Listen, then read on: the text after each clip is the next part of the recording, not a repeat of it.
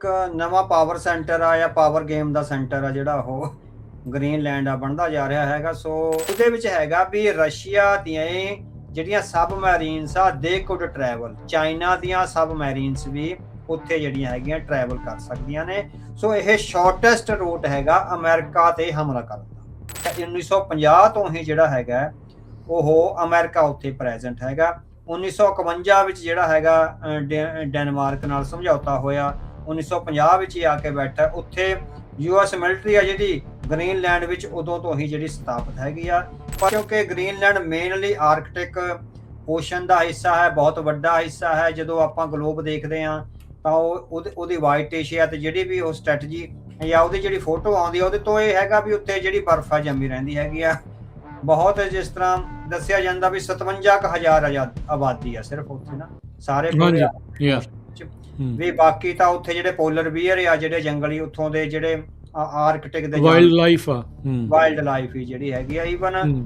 ਸੋ power centre ਆ ਜਿਹੜਾ ਉਹ ਜਿਹੜੀਆਂ ਦੋ ਸੁਪਰ ਪਾਵਰਸ ਆ ਰਸ਼ੀਆ ਐਂਡ ਅਮਰੀਕਾ, ਉਹਦੇ ਵਿੱਚ ਜਿਹੜੀ ਸਟ੍ਰੈਟਜੀ ਦੀ, ਮਿਲਟਰੀ ਦੀ ਤੇ ਦੂਸਰਾ ਸਿਕਿਉਰਿਟੀ ਦੀ ਜਿਹੜੀ ਖਿੱਚੋਤਾਣ ਹੈਗੀ ਆ, ਉਹਦੇ ਕੇਂਦਰ ਵਜੋਂ ਜਿਹੜਾ ਹੈਗਾ ਗ੍ਰੀਨਲੈਂਡ ਉੱਭਰ ਰਿਹਾ ਹੈ। ਦੋਹੇ ਧਿਰਾਂ ਕਿਸੇ ਨਾ ਕਿਸੇ ਢੰਗ ਨਾਲ ਜਿਹੜਾ ਰਸ਼ੀਆ ਹਾਲ ਦੀ ਘੜੀ ਖਾਮੋਸ਼ ਕਬਜ਼ਾ ਕਰਨ ਦੇ ਯਤਨ 'ਚ, ਪਰ ਵੋਕਲ ਹੋ ਕੇ ਡੋਨਾਲਡ ਟਰੰਪ ਨੇ ਪਹਿਲਾਂ ਲਲਕਾਰਾ ਮਾਰ ਦਿੱਤਾ ਹੈ ਵੀ ਹਾਂ ਅਸੀਂ ਗ੍ਰੀਨਲੈਂਡ ਤੇ ਜਿਹੜਾ ਕਬਜ਼ਾ ਕਰਕੇ ਉਹਦੀ ਜਿਹੜੀ ਸਿਕਿਉਰਿਟੀ ਆ ਉਹ ਆਪ ਦੇਖਾਂਗੇ। ਨੈਟੋ ਵੀ ਇਸੇ ਕਰਕੇ ਬਣਿਆ ਸੀ। ਜਦੋਂ ਨੈਟੋ ਬਣਾਇਆ ਉਹਦਾ ਮੇਨ ਮਕਸਦ ਹੀ ਸੀਗਾ ਵੀ ਵਾਇਆ ਗ੍ਰੀਨਲੈਂਡ ਸਭ ਤੋਂ ਪਹਿਲਾਂ ਗ੍ਰੀਨਲੈਂਡ ਵਾਲਾ ਰਾਹ ਨੱਪਣਾ, ਉਹ ਤੋਂ ਬਾਅਦ ਜਿਹੜੀ ਹੈਗੀ ਆ ਯੂਰਪ ਦੀ ਸਿਕਿਉਰਿਟੀ ਕਰਨੀ ਹੈਗੀ। ਸੋ ਇਹ ਵਾਈਸ ਵਰਸਾ ਸੀਗਾ। NATO and Greenland these are vice versas to each other. Political ਕਿਤੇ ਇਹ ਪੂਰੇ ਵਰਤਾਰੇ ਦੇ ਵਿੱਚ ਯੂਰਪ ਨਿਲ ਜਿਹਾ ਸਾਹਮਣੇ ਆ ਰਿਹਾ ਹੈ ਹੋ ਕੇ। ਨਹੀਂ, ਯੂਰਪ ਹੁਣ ਆ ਕੇ ਕੀ ਕਰੂਗਾ ਨਾ? ਜੇ ਯੂਰਪ ਨੇ ਆਉਣਾ ਹੁੰਦਾ ਅੱਜ ਤੋਂ 50 ਸਾਲ ਪਹਿਲਾਂ ਆਉਣਾ ਚਾਹੀਦਾ ਸੀ ਨਾ। ਯੂਰਪ ਹੁਣ ਇੱਕ ਹਾਰੀ ਹੋਈ ਗੇਮ ਖੇਡ ਰਿਹਾ ਹੈ। ਜੇ ਅਮਰੀਕਾ ਹੁਣ ਫਰਜ਼ ਕਰੋ 1950 ਚ ਨਾ ਆਉਂਦਾ ਤੇ ਹੋ ਸਕਦਾ ਰਸ਼ੀਆ ਹੀ 1955 ਤੱਕ ਯੂਰਪ ਨੂੰ ਦੱਬ ਲੈਂਦਾ। ਸਹੀ ਗੱਲ ਹੈ। ਇਹਦਾ ਪੋਸੀਬਿਲਿਟੀ ਹੈ। ਅਮਰੀਕਾ ਦੀ ਉੱਥੇ ਪ੍ਰੈਜ਼ੈਂਸ ਕਰਕੇ ਹੀ ਯੂਰਪ ਬਚਿਆ ਹੋਇਆ। ਜਦੋਂ ਤੋਂ ਟਰੰਪ ਉਹਨਾਂ ਨੇ ਕਿਹਾ ਸੀ we are locked and loaded, ਮਦਦ ਆ ਰਹੀ ਆ, ਈਰਾਨ ਦੇ ਵਿੱਚ ਕਰ ਰਹੇ ਪ੍ਰੋਟੈਸਟ ਲੋਕਾਂ ਨੂੰ ਕਿਹਾ ਵੀ ਅਸੀਂ ਤੁਹਾਡੇ ਨਾਲ ਆਪਣੀ ਇੰਸਟੀਟਿਊਸ਼ਨਸ ਦੇ ਉੱਤੇ ਜਾ ਕੇ ਤੁਸੀਂ ਕਬਜ਼ਾ ਕਰ ਲਓ। ਕੀ ਈਰਾਨੀ ਲੋਕ ਜਾਂ ਈਰਾਨੀ ਸਮਾਜ ਇਸ ਬਗਾਵਤ ਕਰਨ ਦੇ ਕਾਬਿਲ ਹਨ? ਹਾਂਜੀ, ਦੇਖੋ ਬਾਕੀ ਦੀਆਂ ਗਲਫ ਕੰਟਰੀਜ਼ ਆਪਾਂ ਕਿਹਾ ਵੀ ਚਾਈਨਾ ਵਾਂਗ ਉਹ ਵੀ ਲੜਾਈ ਨਹੀਂ ਲੜਨਾ ਚਾਹੁੰਦੀਆਂ। ਉਹ ਸਿਰਫ ਆਰਥਿਕ ਤੌਰ ਤੇ ਆਪਣੀ ਉਹਨਾਂ ਲਈ ਜਿਹੜੀ ਮੰਡੀ ਹੈਗੀ ਆ ਤੇਲ ਦੀ ਮੰਡੀ ਔਰ ਆਪਣੀ ਆਰਥਿਕਤਾ ਤੇ ਜਿਹੜੀਆਂ ਸਪਲਾਈ ਚੇਨ ਦਾ ਜਿਹੜੇ ਰੂਟਸ ਹੈਗੇ ਆ ਉਹ ਸਭ ਤੋਂ ਵੱਧ ਸੇਫ ਜਿਹੜੇ ਹੈਗੇ ਆ ਉਹ ਚੱਲਦੇ ਹੈਗੇ ਆ। ਉਹਨਾਂ ਲਈ ਜੰਗ ਆ ਜਿਹੜੀ ਬਹੁਤ ਵੱਡੀ ਤਬਾਹੀ ਲੈ ਕੇ ਆ। ਭਾਰਤ ਇਸ ਟਾਈਮ ਦੁਵਿਧਾ ਦੇ ਵਿੱਚ, ਉਹਨੂੰ ਸਮਝ ਨਹੀਂ ਆ ਰਿਹਾ ਕਿੱਧਰ ਜਾਣਾ। ਉਹ ਅਮਰੀਕਾ ਨਾਲ ਵੀ ਰਹਿਣਾ ਚਾਹੁੰਦਾ ਆ, ਚਾਈਨਾ ਨਾਲ ਵੀ ਰਹਿਣਾ ਚਾਹੁੰਦਾ ਆ, ਚਾਈਨਾ ਨੂੰ ਟੱਕਰ ਵੀ ਦੇਣਾ ਚਾਹੁੰਦਾ ਆ, ਬ੍ਰਿਕ ਦੇ ਵਿੱਚ ਵੀ ਜਾਣਾ ਚਾਹੁੰਦਾ, ਡਾਲਰ ਵੀ ਰੱਖਣਾ ਚਾਹੁੰਦਾ ਹੈ। ਸੋ ਭਾਰਤ ਦੀ ਇਹ ਇਸ ਟਾਈਮ ਕੀ ਚੱਲ ਕੀ ਰਿਹਾ ਉਹਨਾਂ ਦੇ, ਜੇ ਆਪਾਂ ਉਹਨੂੰ ਡੀਕੋਡ ਕਰਨਾ ਹੋਵੇ ਤਾਂ? ਇਹਨੂੰ ਦੋਹੇ ਤਰ੍ਹਾਂ ਡੀਕੋਡ ਕਰਿਆ ਜਾ ਸਕਦਾ। ਇੱਕ ਤਾਂ ਕਿਹਾ ਜਾ ਸਕਦਾ ਵੀ ਸਿਆਣੀ ਫੋਰਨ ਪਾਲਿਸੀ ਆ ਵੀ ਸਾਰਿਆਂ ਨਾਲ ਬਣਾ ਕੇ ਰੱਖੋ, ਵੀ ਕਿਸੇ ਨਾਲ ਵੀ ਕਨਫਰੰਟੇਸ਼ਨ ਚ ਨਾ। ਦੂਜੇ ਪਾਸੇ ਇਹ ਕਿਹਾ ਜਾ ਸਕਦਾ ਵੀ ਕਨਫਿਊਜ਼ਡ ਫੋਰਨ ਪਾਲਿਸੀ ਆ। ਮਤਲਬ ਉਹ ਫਿਰ ਜੋ ਈਰਾਨ ਦੇ ਲੋਕਾਂ ਦੇ ਆ ਵੀ ਇੰਨੇ ਵੱਡੇ ਬਗਾਵਤ ਹੋਣ ਦੇ ਬਾਵਜੂਦ ਤਖਤਾ ਨਹੀਂ ਪਲਟ ਹੋਇਆ, ਆਪਸੀ ਲੜਾਈਆਂ। ਸੋ ਸਿੱਖਾਂ ਦੀ ਵੀ ਉਹੀ ਕੰਡੀਸ਼ਨ ਇੱਕ ਹਿਸਾਬ ਦੇ ਨਾਲ। ਸਿੱਖ ਆਪਾਂ ਇਹ ਨਹੀਂ ਕਹਿੰਦੇ ਵੀ ਸਿੱਖ ਟੁਕੜਿਆਂ ਵਿੱਚ ਨਹੀਂ ਵੰਡੇ ਹੋਏ, ਪਰ ਸਿੱਖ ਸਿਧਾਂਤਕ ਤੌਰ ਤੇ ਬਹੁਤ ਕਮਜ਼ੋਰ ਆ। ਸੋ ਇਹ ਵੀ ਇਹ ਕਮਜ਼ੋਰੀ ਵੀ ਇੱਕ ਤਰ੍ਹਾਂ ਦੀ ਉਹੀ ਜਿਹੀ ਕਮਜ਼ੋਰੀ ਆ ਜਿਹੜੀ ਈਰਾਨ ਦੇ ਲੋਕਾਂ ਦੀ ਆ।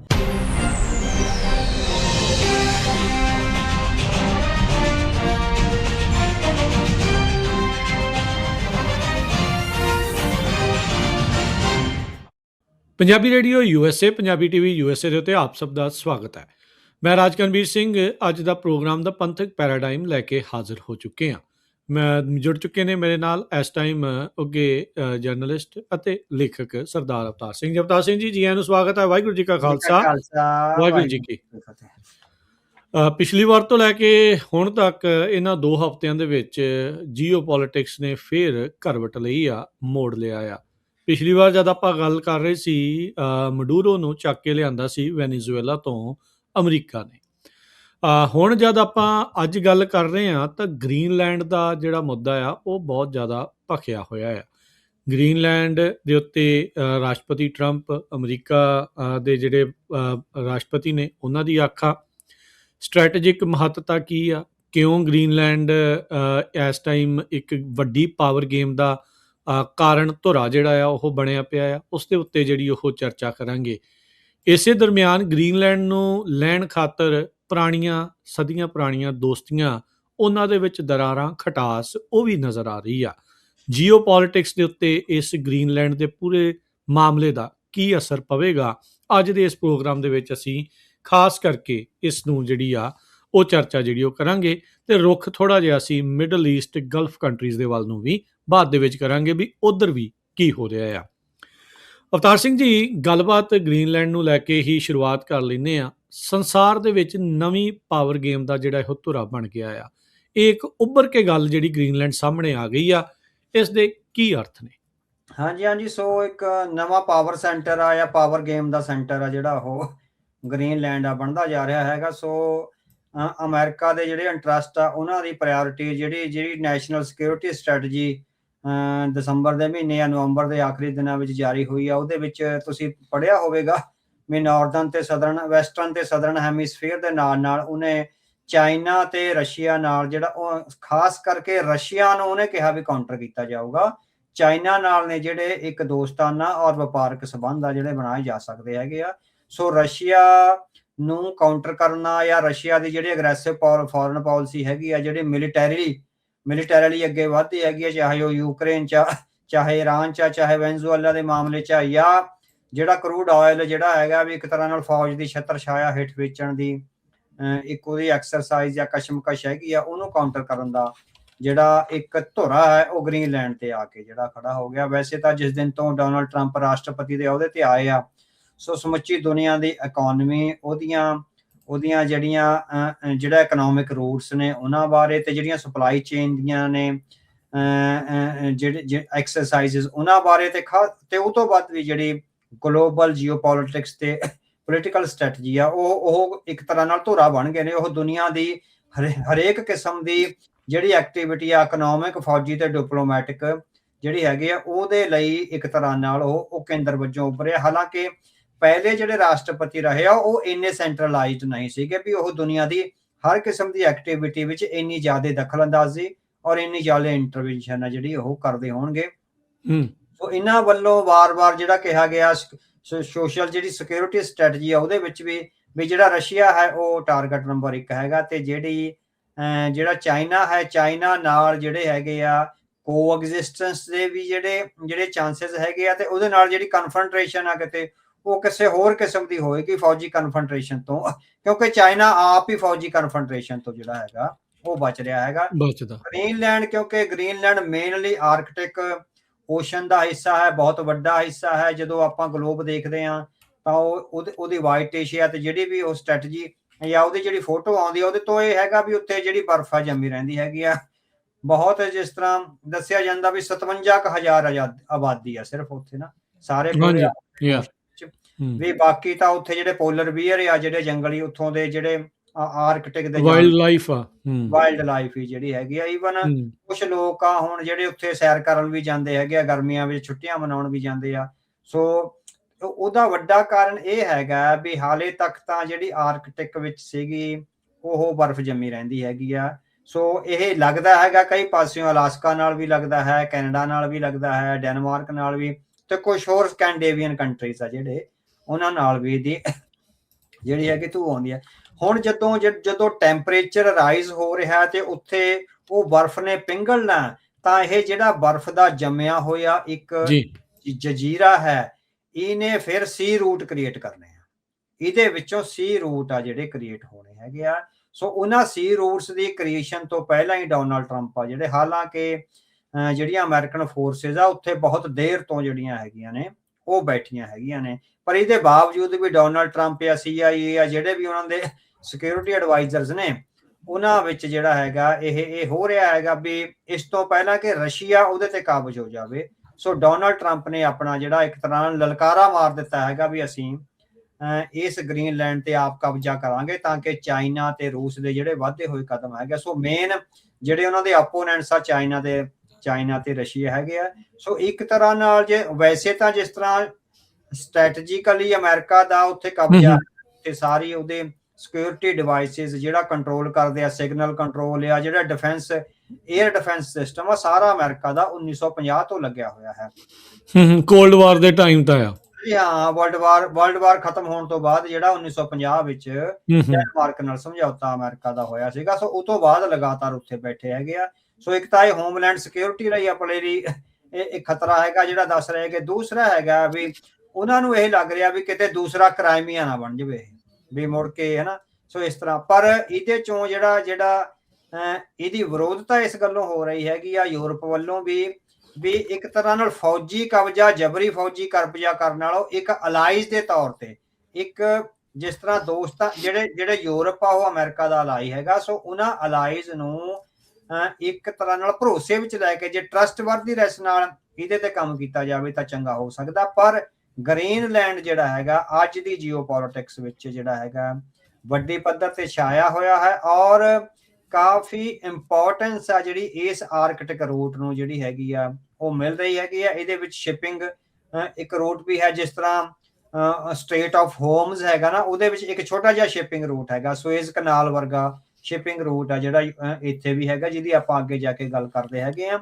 ਸੋ ਪਾਵਰ ਸੈਂਟਰ ਆ ਜਿਹੜਾ ਉਹ ਜਿਹੜੀਆਂ ਦੋ ਸੁਪਰ ਪਾਵਰਸ ਆ, ਰਸ਼ੀਆ ਐਂਡ ਅਮਰੀਕਾ, ਉਹਦੇ ਵਿੱਚ ਜਿਹੜੀ ਸਟ੍ਰੈਟਜੀ ਦੀ, ਮਿਲਟਰੀ ਦੀ ਤੇ ਦੂਸਰਾ ਸਿਕਿਉਰਿਟੀ ਦੀ ਜਿਹੜੀ ਖਿੱਚੋਤਾਣ ਹੈਗੀ ਆ, ਉਹਦੇ ਕੇਂਦਰ ਵਜੋਂ ਜਿਹੜਾ ਹੈਗਾ ਗ੍ਰੀਨਲੈਂਡ ਉੱਭਰ ਰਿਹਾ ਹੈ। ਦੋਹੇ ਧਿਰਾਂ ਕਿਸੇ ਨਾ ਕਿਸੇ ਢੰਗ ਨਾਲ ਜਿਹੜਾ ਰਸ਼ੀਆ ਹਾਲ ਦੀ ਘੜੀ ਖਾਮੋਸ਼ ਕਬਜ਼ਾ ਕਰਨ ਦੇ ਯਤਨ ਚ, ਪਰ ਵੋਕਲ ਹੋ ਕੇ ਡੋਨਾਲਡ ਟਰੰਪ ਨੇ ਪਹਿਲਾਂ ਲਲਕਾਰਾ ਮਾਰ ਦਿੱਤਾ ਹੈ ਵੀ ਹਾਂ ਅਸੀਂ ਗ੍ਰੀਨਲੈਂਡ ਤੇ ਜਿਹੜਾ ਕਬਜ਼ਾ ਕਰਕੇ ਉਹਦੀ ਜਿਹੜੀ ਸਿਕਿਉਰਿਟੀ ਆ ਉਹ ਆਪ ਦੇਖਾਂਗੇ।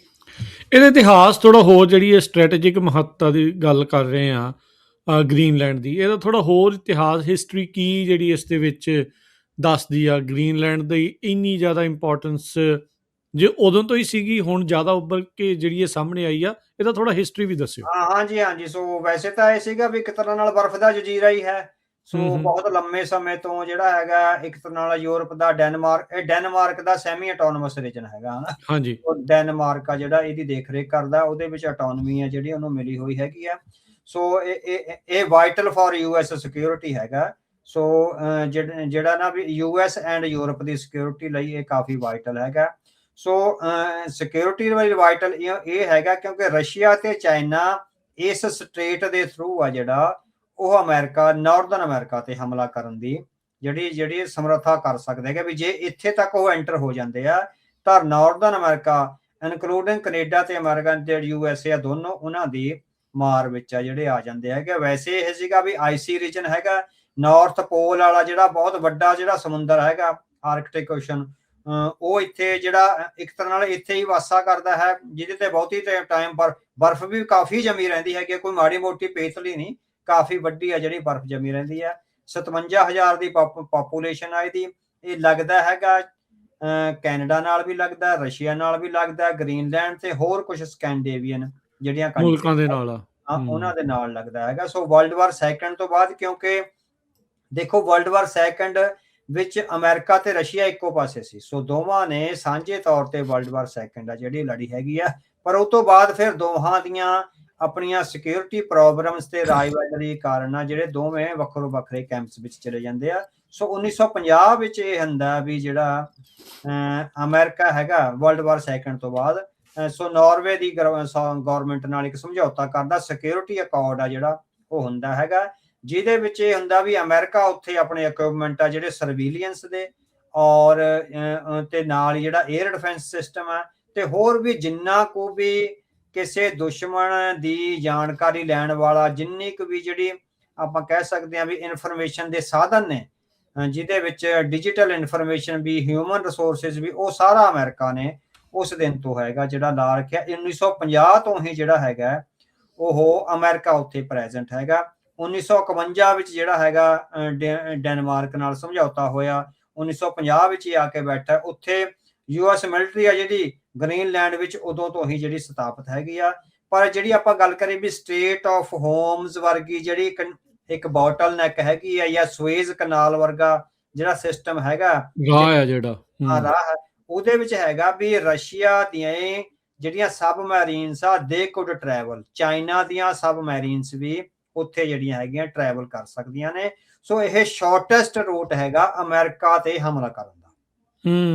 ਸੋ ਜਦੋਂ ਜੇ ਰਸ਼ੀਆ ਦੀਆਂ ਸਬਮੈਰੀਨਸ ਇਸ ਜਿਹੜਾ ਯੂਕੇ ਵਾਲਾ ਜਿਹੜਾ ਹੈਗਾ ਨਾ ਉਹਦੇ ਥਰੂ ਆ ਜਾਂਦੀਆਂ ਨੇ ਇਨਸਾਈਡ, ਤਾਂ ਉਹ ਇਨਸਾਈਡ ਉੱਥੋਂ ਫਿਰ ਨਾਰਥ ਅਮਰੀਕਾ ਤੇ ਕੈਨੇਡਾ, ਸੋ ਦੋਵਾਂ ਤੇ ਹੀ ਹਮਲਾ ਕਰਨਾ ਜਿਹੜਾ ਹੈਗਾ ਉਹ ਸੌਖਾ ਹੋ ਜਾਂਦਾ। ਸੋ ਨਾਰਥ ਪੋਲ ਦੀ ਇਸ ਗੱਲੋਂ, ਕਿਉਂਕਿ ਇੱਕ ਤਾਂ ਪੋਲਰ ਰੀਜਨ ਹੈਗਾ, ਇੱਕ ਜਿੱਦਾਂ ਜਿਹੜੇ ਆਪਣੇ ਗਲੋਬ ਦੇ 4 ਪੋਲਸ ਆ ਉਹਨਾਂ ਵਿੱਚ ਆਰਕਟਿਕ ਓਸ਼ਨ ਦਾ ਇੱਕ ਪੋਲਰ ਰੀਜਨ ਹੋਣ ਕਰਕੇ ਸਟ੍ਰੈਟਜੀਕਲ ਇੰਪੋਰਟੈਂਸ ਆ ਜਿਹੜੀ, ਉਹ ਸਟ੍ਰੈਟਜੀਕਲ ਇੰਪੋਰਟੈਂਸ ਹੁਣ ਜੀਓਪੋਲਿਟਿਕਸ ਵਿੱਚ ਬਦਲ ਗਈ ਆ। ਪਹਿਲਾਂ ਸਿਰਫ ਇਹਦੀ ਮਿਲਟਰੀ ਇੰਪੋਰਟੈਂਸ ਹੀ ਸੀ, ਹੁਣ ਪੋਲੀਟੀਕਲ ਇੰਪੋਰਟੈਂਸ ਵੀ ਆ ਜਿਹੜੀ ਉਹ ਵਧਣ ਲੱਗ ਗਈ। ਜਿਹੜੀ ਇਸ ਗੇਮ ਚੇਂਜਰ ਪਲਾਨ ਜਿਹੜੀ ਪੋਲਿਟਿਕਸ ਆਈ ਆ ਉਹਦੇ ਵਿੱਚ ਮਿਲੀਟਰੀ ਦੀ ਸਟ੍ਰੈਟਜੀ ਵਾਲਾ ਹਿੱਸਾ ਹੈ ਜਿਹੜਾ ਉਹ ਪਾਵਰ ਪੋਲਿਟਿਕਸ ਦਾ ਤੇ ਪੋਲੀਟੀਕਲ ਪੋਲਿਟਿਕਸ ਦਾ ਜਿਹੜਾ ਹੈਗਾ ਉਹ ਹਿੱਸਾ ਬਣਦਾ ਜਾ ਰਿਹਾ ਹੈਗਾ। ਅਮਰੀਕਾ ਦੇ ਜਿਹੜੇ ਕੰਸਰਨ ਆ, ਜਿਹੜੇ ਉਹਦੇ ਖਦਸ਼ੇ ਆ, ਉਹ ਕੋਈ ਐਵੇਂ ਨਹੀਂ ਹੈਗੇ, ਖਦਸ਼ੇ ਬਿਲਕੁਲ ਸਹੀ ਨੇ, ਹਨਾ। ਸੋ ਕਿਉਂਕਿ ਅਮਰੀਕਾ ਨੇ ਜਿਸ ਕਿਸਮ ਨਾਲ ਇੱਕ ਸਿਸਟਮ ਕ੍ਰੀਏਟ ਕੀਤਾ ਹੋਇਆ, ਉਹਦੇ ਵਿੱਚੋਂ ਉਹਦੀ ਆਪਣੇ ਸਿਟੀਜ਼ਨਸ ਦੀ ਤੇ ਆਪਣੇ ਮੁਲਕ ਦੀ ਆ ਰਾਸ਼ਟਰਪਤੀ ਦੀ ਜਿਹੜੀ ਸਿਕਿਉਰਿਟੀ ਬਹੁਤ ਪ੍ਰਾਇੋਰਟੀ ਆ। ਤੁਸੀਂ ਦੇਖੋ ਵੀ ਪੂਰੇ ਗਲਫ ਕੰਟਰੀਜ਼ ਵਿੱਚ ਅਮਰੀਕਾ ਦੇ ਬੇਸਿਸ ਹੈਗੇ ਆ, ਜਿੱਥੇ ਵੀ ਜਾਪਾਨ ਵਿੱਚ ਬੇਸਿਸ ਹੈਗੇ ਆ। ਮੇਰੇ ਖਿਆਲ 137 ਥਾਵਾਂ ਤੇ ਅਮਰੀਕਾ ਦੇ ਜਿਹੜੇ ਬੇਸਿਸ ਆ ਵਰਲਡ ਵਾਈਡ, ਉਹ ਇਸੇ ਕਰਕੇ ਹੀ ਹੈਗੇ ਆ ਵੀ ਕੋਈ ਵੀ ਉਹ ਲੂਪ ਹੋਲ ਆ ਜਿਹੜਾ ਉਹ ਨਹੀਂ ਛੱਡਣਾ ਚਾਹੁੰਦੇ।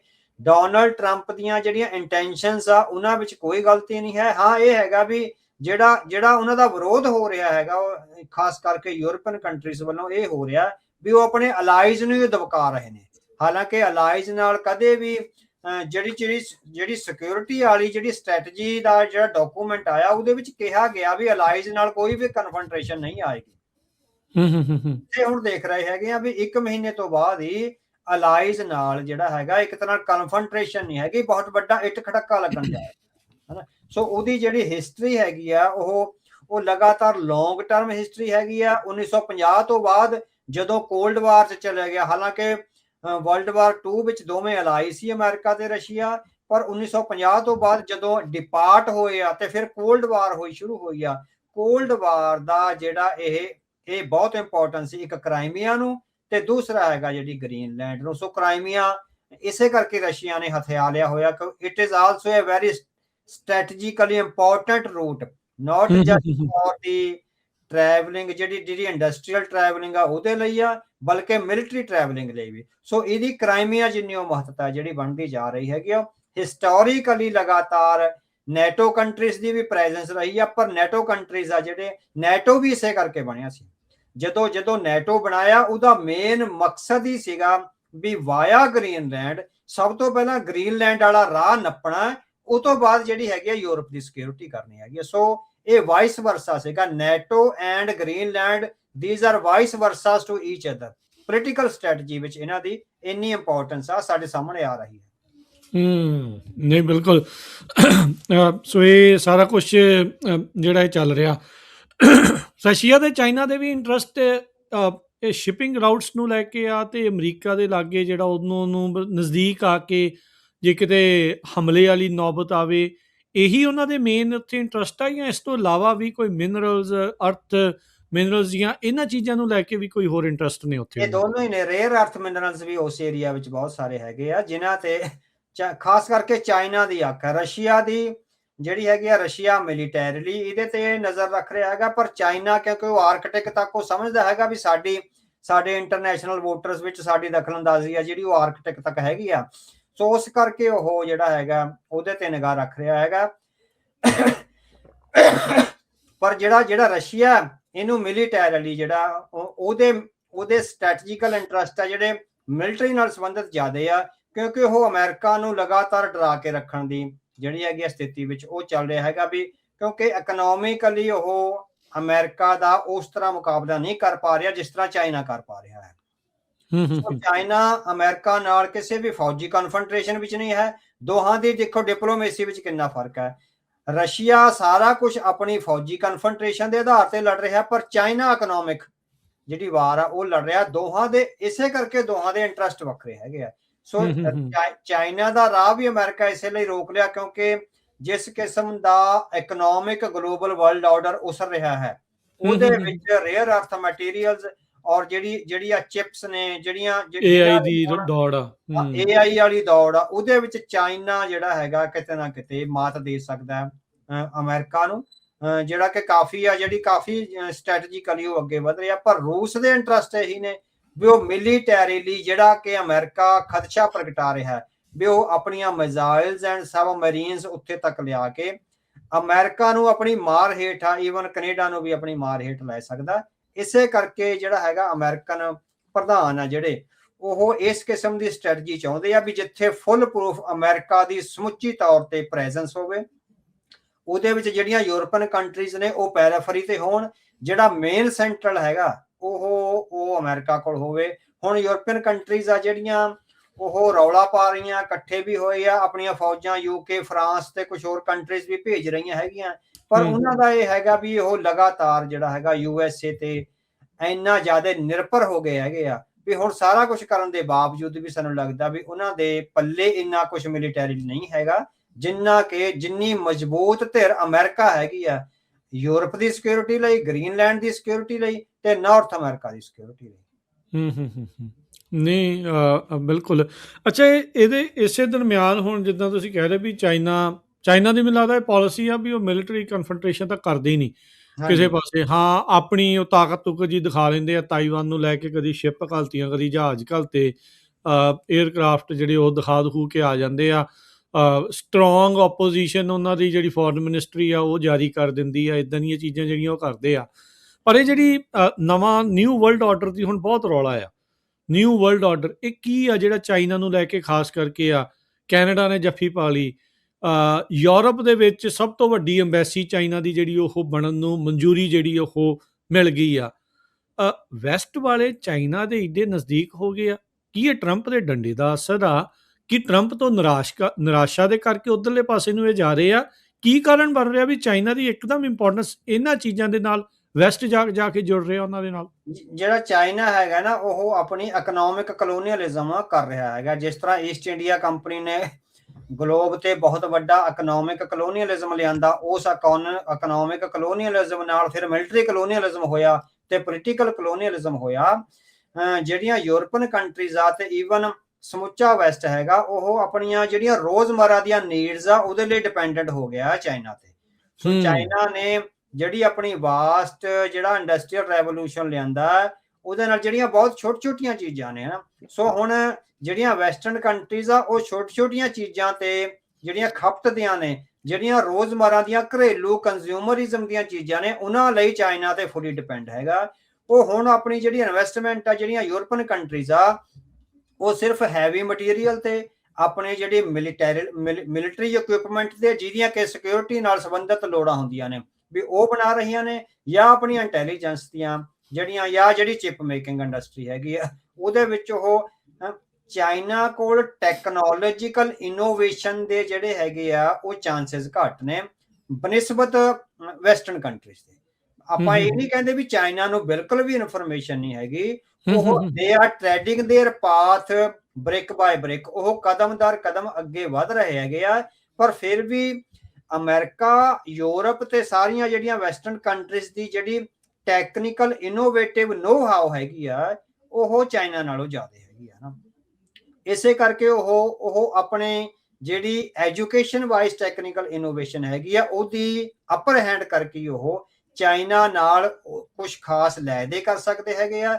ਤੇ ਇਹ ਵੀ ਹੋ ਸਕਦਾ ਵੀ ਕਨਫਰੰਟੇਸ਼ਨ ਵਿੱਚ ਵੀ ਆ ਜਾਣ ਸਿਕਿਉਰਿਟੀ ਦੇ ਮਾਮਲੇ ਵਿੱਚ, ਉੱਥੇ ਕਨਫਰੰਟੇਸ਼ਨ ਆ ਜਿਹੜੀ ਆਉਣੀ ਹੈਗੀ ਆ।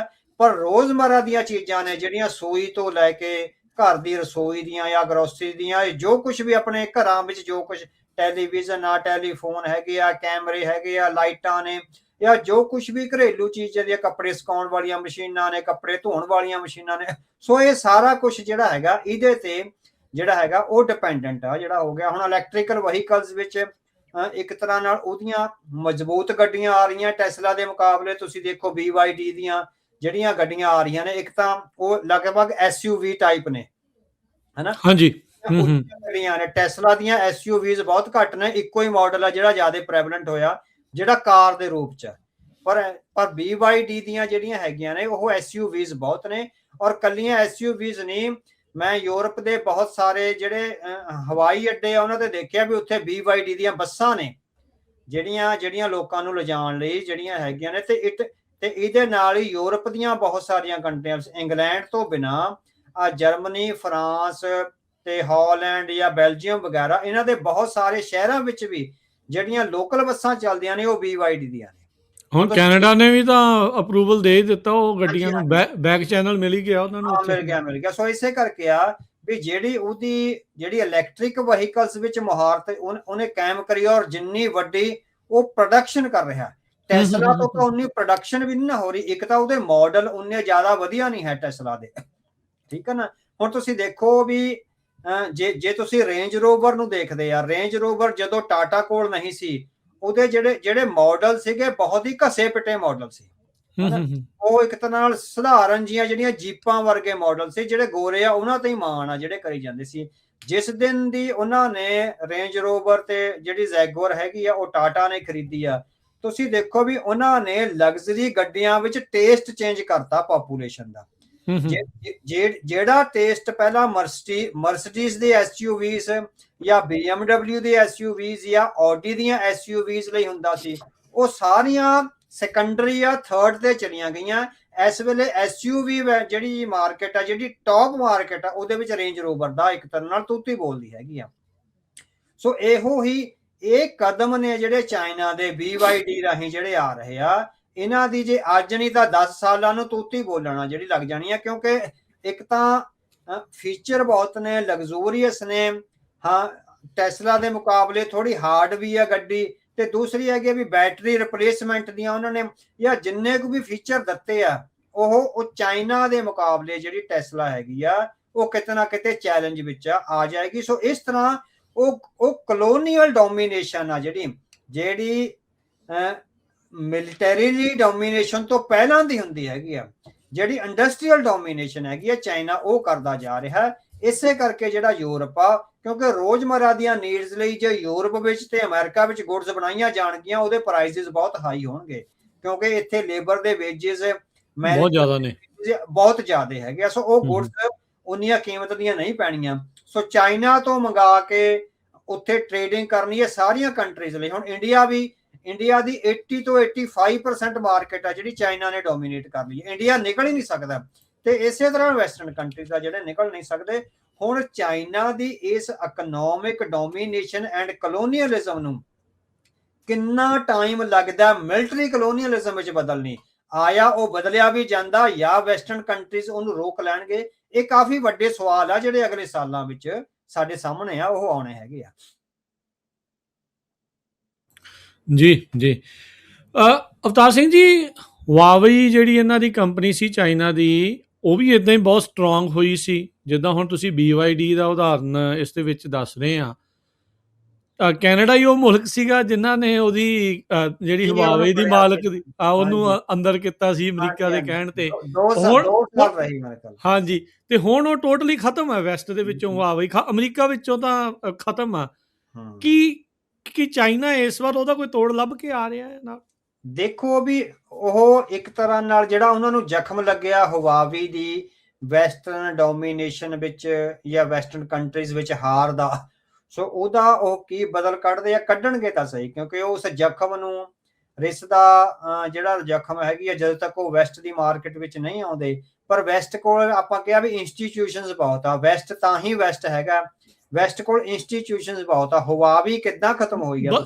ਬਦਲ ਹੈਗੇ। ਹੁਣ ਜਿੱਦਾਂ ਤੁਸੀਂ ਇੰਡੀਆ ਦੀ ਕੀਤਾ ਸੀਗਾ ਵੀ ਉੱਥੇ ਜੇ ਅੱਜ ਉਹਨਾਂ ਦੇ ਕੰਪਨੀ ਦੇ ਫੋਨ ਬੰਦ ਹੋ ਜਾਣ ਤਾਂ ਉੱਥੇ ਬਦਲ ਹੀ ਕੋਈ ਨਹੀਂ। ਹਾਂਜੀ, ਕੋਈ ਬਦਲ ਨਹੀਂ ਹੈਗਾ। ਹੁਆਵੀ ਉਹਨਾਂ ਨੇ ਕਿਸ ਤਰ੍ਹਾਂ ਫੇਲ ਕੀਤੀ ਆ, ਕਿਉਂਕਿ ਹਰੇਕ ਟੈਲੀਫੋਨ ਅੱਜ ਕੱਲ ਇੱਕ ਤਰ੍ਹਾਂ ਨਾਲ ਟੈਲੀਫੋਨ ਨਹੀਂ ਹੈਗਾ, ਸੁਣਨ ਦਾ ਡਿਵਾਈਸ ਨਹੀਂ ਹੈ, ਉਹਦੇ ਵਿੱਚ ਆਪਣੇ ਬੈਂਕ ਅਕਾਊਂਟਸ ਵੀ ਨੇ, ਉਹਦੇ ਵਿੱਚ ਆਪਣੇ ਕ੍ਰੈਡਿਟ ਕਾਰਡਸ ਵੀ ਨੇ, ਉਹਦੇ ਵਿੱਚ ਗੂਗਲ, ਯਾਹੂ ਤੇ ਹੋਰ ਸਾਰੇ ਸਾਰੀ ਪਰਸਨਲ ਇਨਫੋਰਮੇਸ਼ਨ ਉੱਚ ਵੀ ਉਹ ਜਿਹੜੇ ਜਦੋਂ ਅਮਰੀਕਾ ਨੇ ਹੁਆਵੀ ਨੂੰ ਫੇਲ ਕਰਿਆ, ਉਹਦੇ ਚ ਹੋਇਆ ਵੀ ਵੀਜ਼ਾ ਨੇ ਕੰਟਰੈਕਟ ਖਤਮ ਕਰਤਾ ਵੀ ਸਾਡੇ ਵੀਜ਼ਾ ਦੇ ਕਾਰਡਸ ਨੂੰ ਤੁਸੀਂ ਉੱਥੇ ਨਹੀਂ ਯੂਜ਼ ਕਰ ਸਕਦੇ। ਹੁਆਵੀ ਦੇ ਟੈਲੀਫੋਨ ਤੇ ਵੀਜ਼ਾ ਕਾਰਡ ਦੀ ਟ੍ਰਾਂਜੈਕਸ਼ਨ ਨਹੀਂ ਹੋਵੇਗੀ, ਠੀਕ ਆ। ਮਾਸਟਰ ਕਾਰਡ ਦੀ ਟ੍ਰਾਂਜੈਕਸ਼ਨ ਖਤਮ ਕਰਤੀ। ਯਾਹੂ ਤੇ ਗੂਗਲ ਨੇ ਆਪਣੇ ਜਿਹੜੇ ਰਾਈਟਸ ਸੀਗੇ ਉਹ ਬੰਦ ਕਰਤੇ ਹੁਆਵੀ ਨੂੰ।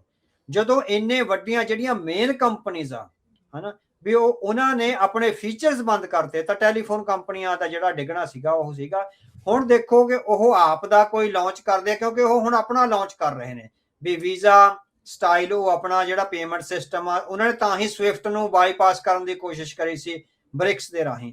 ਸੋ ਇਹ ਕਾਫੀ ਉਹਨਾਂ ਲਈ ਟੈਕਨੋਲੋਜੀਕਲ ਇੱਕ ਤਰ੍ਹਾਂ ਨਾਲ ਚੈਲੰਜ ਆ, ਜਿਹੜਾ ਉਹ ਇੱਕਦਮ ਨਹੀਂ ਓਵਰ ਕਰ ਸਕਦੇ। ਮੇਰਾ ਖਿਆਲ 10 ਸਾਲ ਵੀ ਲੱਗ ਸਕਦੇ ਆ ਇਸ ਸਾਰੇ ਨੂੰ ਕਰਨ ਲਈ। ਪਰ ਇੰਡੀਆ ਇਹਦੇ ਮਾਮਲੇ 'ਚ ਬਹੁਤ ਪਿੱਛੇ ਆ। ਇੰਡੀਆ ਕੋਲ ਸਭ ਤੋਂ ਵੱਧ ਕਹਿੰਦੇ ਹੈਗੇ ਵੀ IITs ਤੋਂ ਇੰਜੀਨੀਅਰ ਪੈਦਾ ਹੁੰਦੇ ਆ, ਪਰ ਉਹ ਕੁਝ ਵੀ ਕਰਨ ਜੋਗੇ ਨਹੀਂ ਹੈਗੇ। ਉਹਨਾਂ ਨੇ ਕੋਈ ਵੀ ਬਦਲਵਾਂ ਸਿਸਟਮ ਵਿੰਡੋਜ਼ ਦਾ, ਯਾਹੂ ਦਾ, ਗੂਗਲ ਸਰਚ ਇੰਜਨ ਦਾ, YouTube ਦਾ, ਜਾਂ ਜਿੰਨੇ ਵੀ ਕਾਮਯਾਬ ਹੋਏ ਅਵਤਾਰ ਸਿੰਘ ਜੀ ਸਾਰੇ ਵੈਸਟ ਚ ਆ ਕੇ ਕਾਮਯਾਬ ਹੋਏ ਨੇ। ਹਾਂਜੀ ਹਾਂ, ਵੈਸਟ ਚ ਆ ਕੇ ਕਾਮਯਾਬ ਹੋ, ਕਿਉਂਕਿ ਇਨੋਵੇਸ਼ਨ ਆ ਜਿਹੜੀਆਂ ਰਿਸਰਚ, ਆਪਾਂ ਪਿਛਲੇ ਵਾਰੀ ਗੱਲ ਕਰੀ ਸੀ ਨਾ ਵੀ ਇੰਡੀਆ ਦੀ ਜਿਹੜੀ ਐਜੂਕੇਸ਼ਨ ਆ ਉਹ ਮਾਈਂਡਸ ਨੂੰ ਕੰਟਰੋਲ ਕਰਨ ਦੇ ਮਨਸ਼ੇ ਨਾਲ ਪੜ੍ਹਾਈ ਜਾਂਦੀ ਹੈ। ਬਿਲਕੁਲ ਮਾਈਂਡਸ ਨੂੰ ਓਪਨ ਕਰਨ ਦੇ ਮਨਸ਼ੇ ਨਾਲ, ਇਨੋਵੇਸ਼ਨ ਦੇ ਸੰਬੰਧ ਚ ਨਹੀਂ। ਤਾਂ ਹੀ ਇਨੋਵੇਸ਼ਨ ਨਹੀਂ ਹੋ ਰਹੀ, ਕਿਉਂਕਿ ਮਾਈਂਡਸ ਨੂੰ ਕੰਟਰੋਲ ਰੱਖਿਆ ਜਾ ਰਿਹਾ। ਇਸੇ ਡਰ ਚੋਂ ਹੀ ਉਹਨਾਂ ਨੂੰ ਉਹ ਸਿੱਖਿਆ ਨਹੀਂ ਦਿੱਤੀ ਜਾ ਰਹੀ ਵੀ ਸਾਡਾ ਮੁਲਕ ਨਾ ਟੁੱਟ ਜਾਵੇ।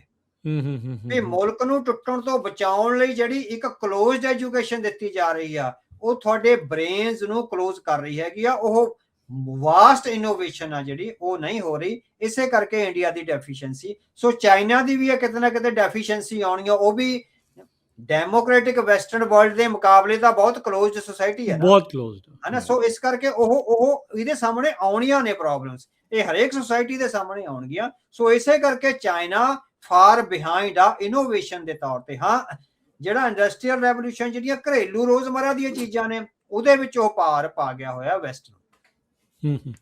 ਅੱਛਾ, ਗ੍ਰੀਨਲੈਂਡ ਦੇ ਉੱਤੇ ਮੁੜ ਵਾਪਸ ਆਉਂਦੇ ਆ। ਯੂਰਪ ਦੀ ਆਪਾਂ ਗੱਲ ਕੀਤੀ ਸੀ, ਕੈਨੇਡਾ ਦੀ, ਵੈਸਟ ਦੀ ਗੱਲ ਕੀਤੀ ਵੀ ਅਮਰੀਕਾ ਦੇ ਐਲਾਈਜ਼ ਕਿਉਂ ਉਧਰ ਨੂੰ ਜਿਹੜੇ ਜਾ ਰਹੇ ਆ।